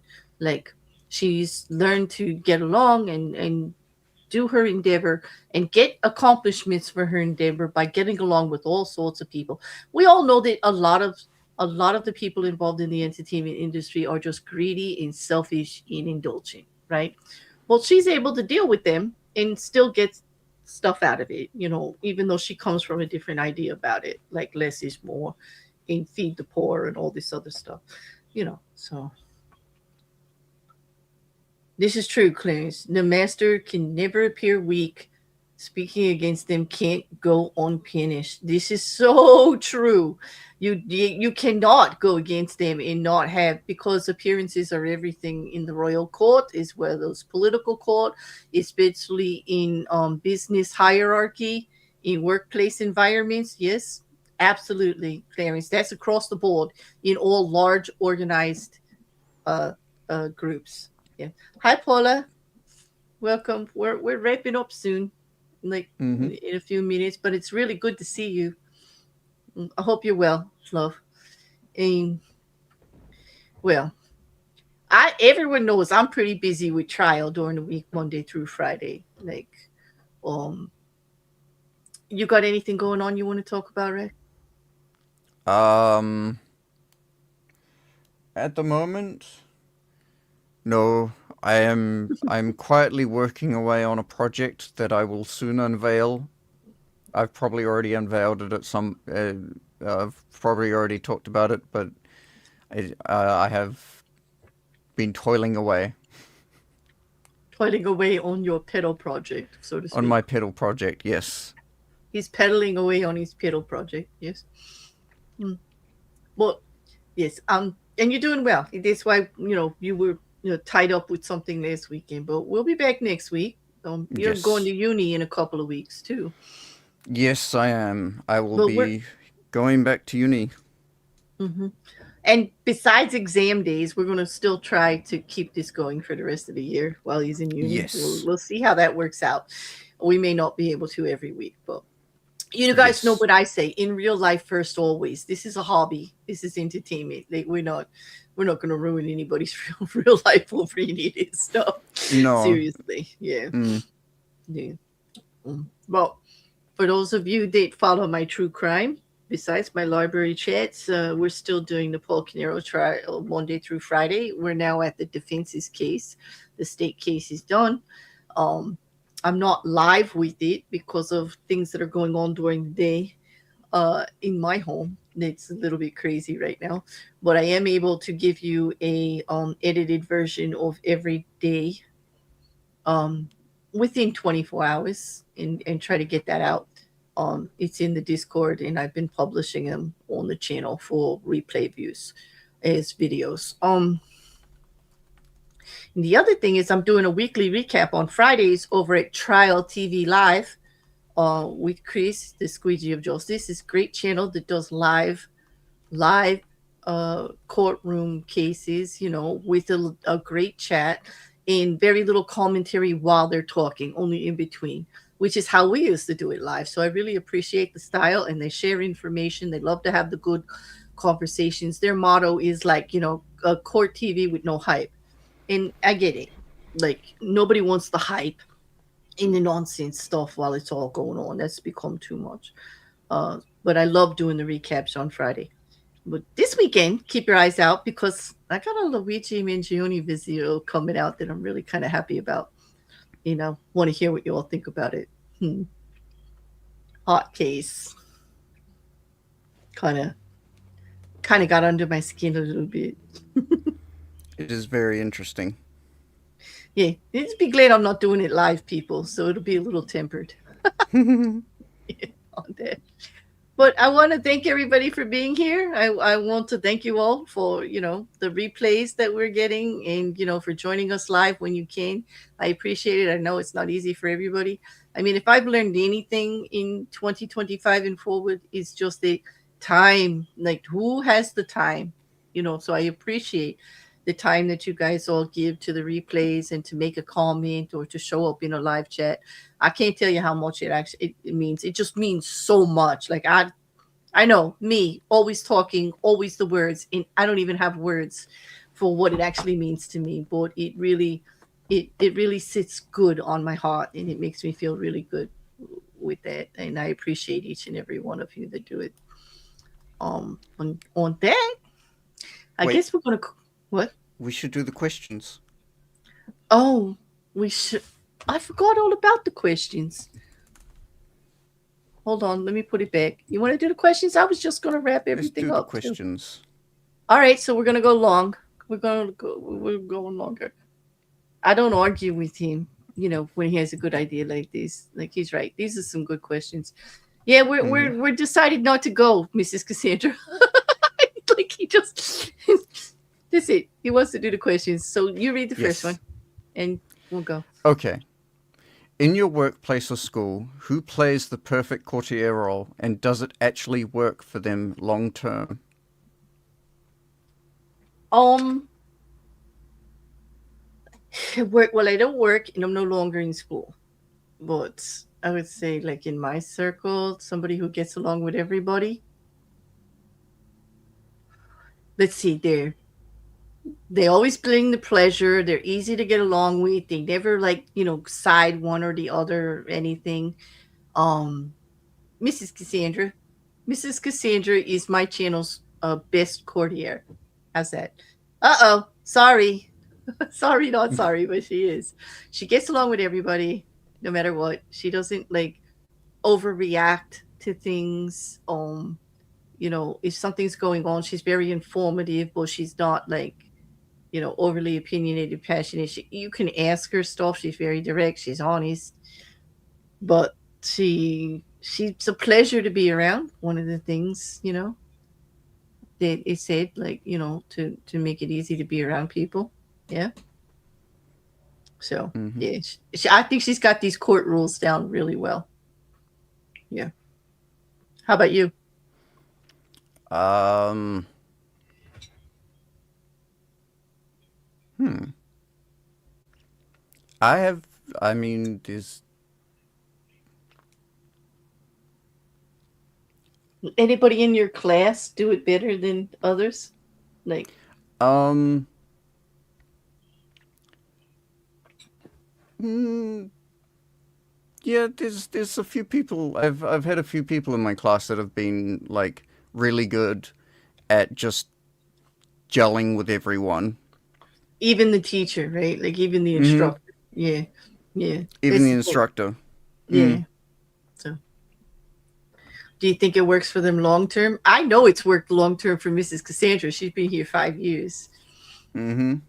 And my channel will be 5 years old on February 11th. Okay. In the next question, do you think being good with powerful people is a skill everyone should learn, or is it just a manipulation, or is it just manipulation with better branding? It's both, depending on how you do it. Exactly. I agree. Mm-hmm. Because, like, even if you're gonna use it in smaller groups and everything like that, it can be very manipulative. You know. Mm-hmm. Um, and if you go crossing the line to be disingenuous, well, that's just too much. It's one thing to not Is make waves and to fit in and don't challenge the king and all of that. But if you're being disingenuous to yourself, then yeah, no, exactly. yeah. Okay. Where is the line between respectful diplomacy and being a spineless flatterer? How do you tell the difference? Well, disingenuous for one.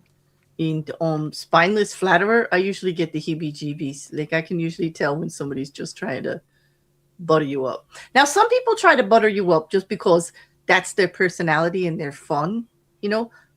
But there's a difference buttering up for an agenda because they want something and buttering them up just because they like to do it is something different. Do you know what I mean? Mm-hmm. Yeah, it's hard to tell, but usually it's in the disingenuous. I just usually get I, I, I I get creeped out. Yeah. Yeah. For me, it's how the for me I can tell if like for instance they are for absolutely everything, like no matter what. Mm-hmm. You those kinds of sometimes like you run into people or you're in a lot of situations where whatever someone's talking about is agreeable to everyone, but I've seen a few people when I was, I guess, back in back in high school, back like 25,000 years ago. Um, it where like I had one friend who agreed to everything, even if agreeing to, even if like praising one thing was being disrespectful to another, but also praising the thing that they were being disrespectful to. Okay, so like just a constant ping pong waffler. Yeah. Yeah. Which is very disingenuous to Mm-hmm. themselves or, whatever. It's one thing if you just don't care. Like you Mm. say, I don't care either way. Yep. Like, and don't make anybody wrong or right. But it's another thing if you go out of the way to praise one position or another. Mm. Yeah. Yeah. Have you ever held back your true opinion to protect a relationship with a boss, teacher, or influencer? Looking back, was that the smart strategy or self betrayal? Um, I have one rule about that. And I don't put my opinion out in forms of bosses, teachers, or influences unless I'm asked. In that way, I save myself a lot of trouble. Like if it's not pertinent, Exactly. it's not pertinent. Like, is it worth it? Like I pick my battles. Like I might feel strongly. Like that boss, he might be a puppy kicker.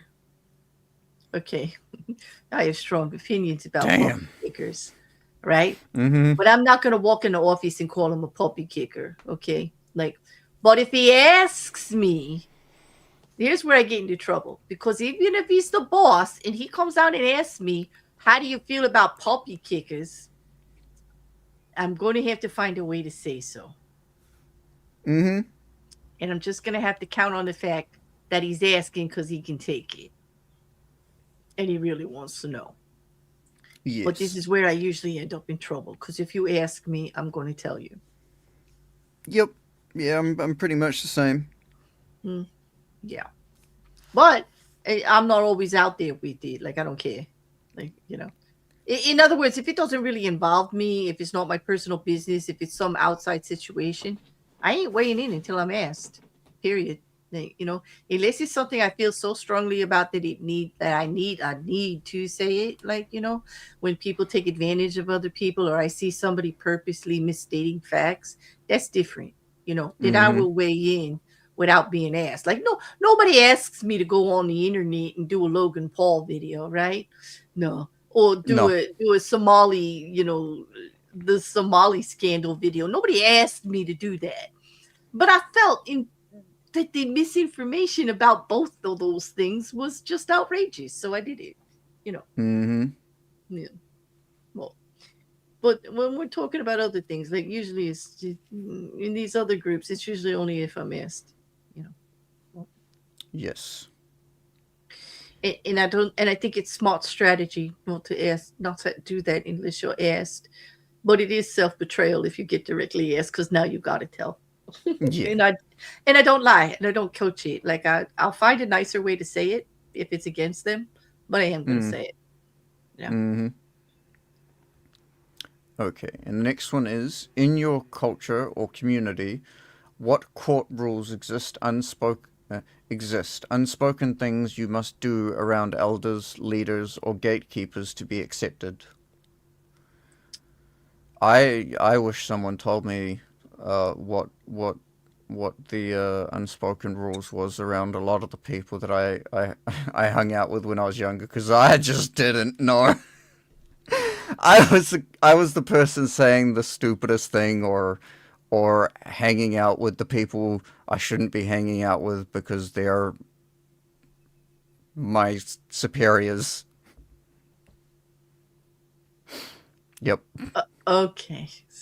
Well, that's a tough one because, like, well, there are court rules. We were just talking about it with language. There's certain words you don't say on YouTube, right? You just don't.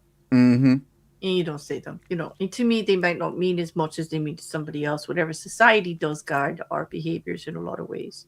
And those are, in a way, court rules, larger organization, right? Mm-hmm. Um, and I have, like, let's say the court rules of, say, the Discord, right? There are so many people of different opinions, religions, political views, from different countries, from all over the way, and the court rule in there is be respectful. Everybody has a voice. Everybody can say what they want. You got to be open to hear people. You don't have to agree with them. You don't have to argue with them. You just everybody's just free to be them. Like don't use your voice to take another voice away. Period. Like Exactly. that's the court rule in my Discord. Like that's kind of how I kind of kind of roll. You know what I mean?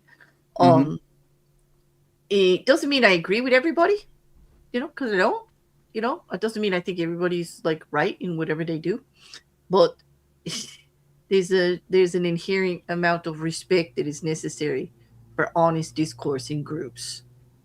That Yes, has to be absolutely. like a bottom line, yeah. And if you Mm. don't come forward with that first, then it's really hard to run a group. Yeah. Mm-hmm. So, how about you? Okay. Um. Just that you wish you knew younger. Yeah. Yeah. Yep. I learned the hard way. It was fun though. It was always fun. Okay, so the next question is, if you fully embrace Law 24 for 1 year, what might you realistically gain, and what part of yourself are you most afraid of losing? That's an easy one for me. My genuineness. How genuine how I perceive how genuine I am. I like to try and be as genuine as possible. Um, And that I'll comes with your say, own hmm? honesty and integrity and knowing where you're at with things and just, Mm-hmm. yeah. I'll make wild jokes here and there, but I do my best to try and make it obvious that I'm making an absolutely wild joke. Hmm. Yeah. I think if I embraced Law 24 for 1 year, what one might I realistically gain? Some peace and quiet, because they wouldn't be talking so much. That's for sure. Um, I don't think I would gain much. I think I would lose a lot. I think not being able to say what I want to say so that it's out there and I've dealt with it in and it's done would just fester in me and drive me insane. All this stuff would be in my head in like with no outlet and uh, I would erupt like a volcano. Let's be honest, I wouldn't make it the whole year. No, a month tops. I mean, as much as I get along well with a lot of different people from a lot of different places, I'm also not everybody's cup of tea. And it's Mm-hmm. true that when it comes to that part of it, I don't actually give an if. I'm not everybody's cup of tea. I have completely accepted that and decided to do not a damn thing about it. I'm not Mm-hmm. out here to please the world. I am out here to be comfortable in my own skin and proud of what I do, keep my integrity. know my boundaries and keep them. Yes. And I do that every day. And if that pisses people off, well, so be it. What can I do? Like, what can I do? Exactly. Like, if you're trying to get me on your side about something, it's hard to do because I'm always looking from both sides of it. I'm always going to be looking at the big picture. I'm not a tunnel vision kind of person. I am loyal to my, but I will tell my friends when they're wrong. I will tell my friends how I feel about certain things they've done or they're around. But I'm not going to say that they're not grown ups and can make their own decisions either. You know what I mean? Exactly. Yeah, we all make our beds. Yeah, Hmm. yeah. Well, And the you, last one.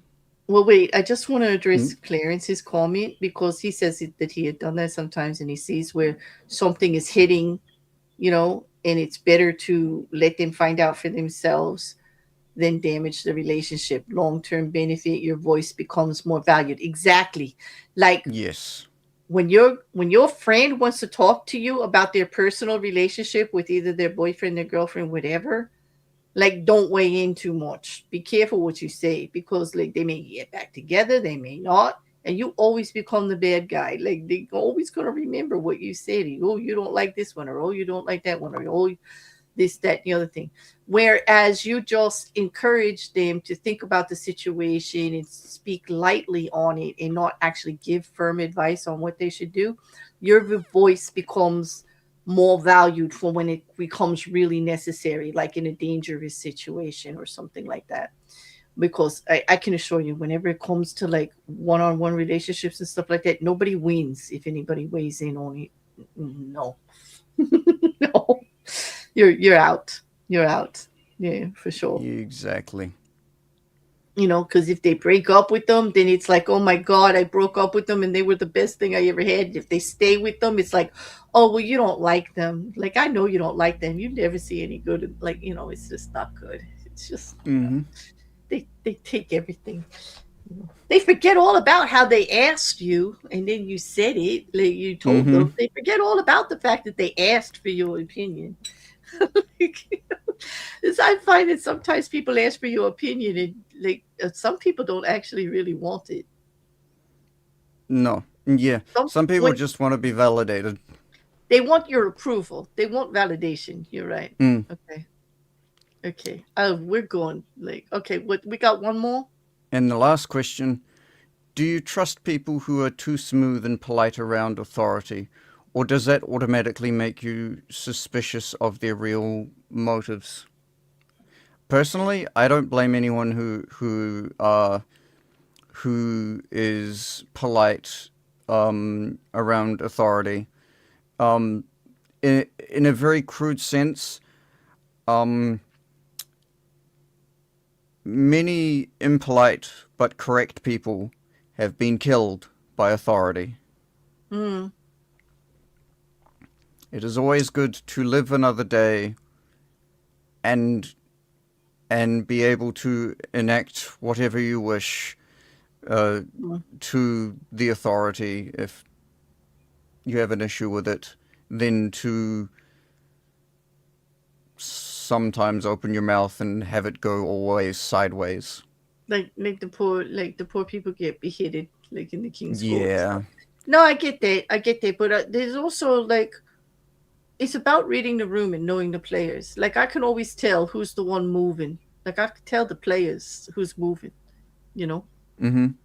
who's moving in larger circles. I have harder time in smaller circles. Like because I'm a little too trusting. I don't want to believe people can be as awful as they are. You know, Mm. like I could see it clearly in a business setting or like a work setting or a big political setting, but it's harder for me to see in a smaller setting, like with a group of friends. Um, I do have respect for the movers and the shakers because at least they're wearing their agenda on their sleeve. Like it's Mm. obvious. They're not, you know, you can still recognize them. So, and they're doing what they need to do to accomplish what they want to accomplish. So, I have great respect for the players of a room, the ones who get along with everybody. Yeah. Yes. You know that? I think we should wrap it up because we're losing like so many people. I want people to be Absolutely. able to move That on. that sounds like a good idea. Yeah. So thank you all for joining us. Thanks for those in the chat, keep, answering questions and keeping us going. And for those of you on the replay later, thank you so much for tuning in. I hope to meet you in the comments. Please leave us a comment. Rekkr and I both answer the comments, and we really enjoy hearing from you. What you like, what you don't like, what you agree with, what you don't agree, all voices, we want to hear from you. So Mm-hmm. I think on that, like, last words, Rek? Um, Sometimes it's better to share a pie than eat it by yourself. Stomach aches are a real thing. That's kind of a nice sentiment because, man, I know how you are about your chocolate cake, like not even one bite. So it's good to know you'll at least share a pie. It's good. It's good news. It's good news. I think it's funny. It is true, though. Share that pie. It's better. It's better Mm-hmm. with more. Yeah. Yeah, it is. All right, everybody. Have a good night. We'll see you. What is next week? Next week is. Let me see. Next week is Rule 25, and that is recreate yourself. Oh, that's going to be interesting. We're going to be Mm-hmm. Houdini. Yeah, Yes. or no, the Wizard of Oz or somebody. Or a chameleon or A something like that. chameleon. Yes. There you go. All right, everybody. Thank you so much. Thank you for everybody in the chat. Thank you for all of you watching later. Don't forget to comment, like, share, and well, if you feel like it and you like it around here, subscribe. We'll see you all Exactly. next. We'll see you all next week. All of See the you next week. information is in the description on how to find Rekkr, how to get the PDF, or in the playlist for the whole series. Have a good night, everybody. Night.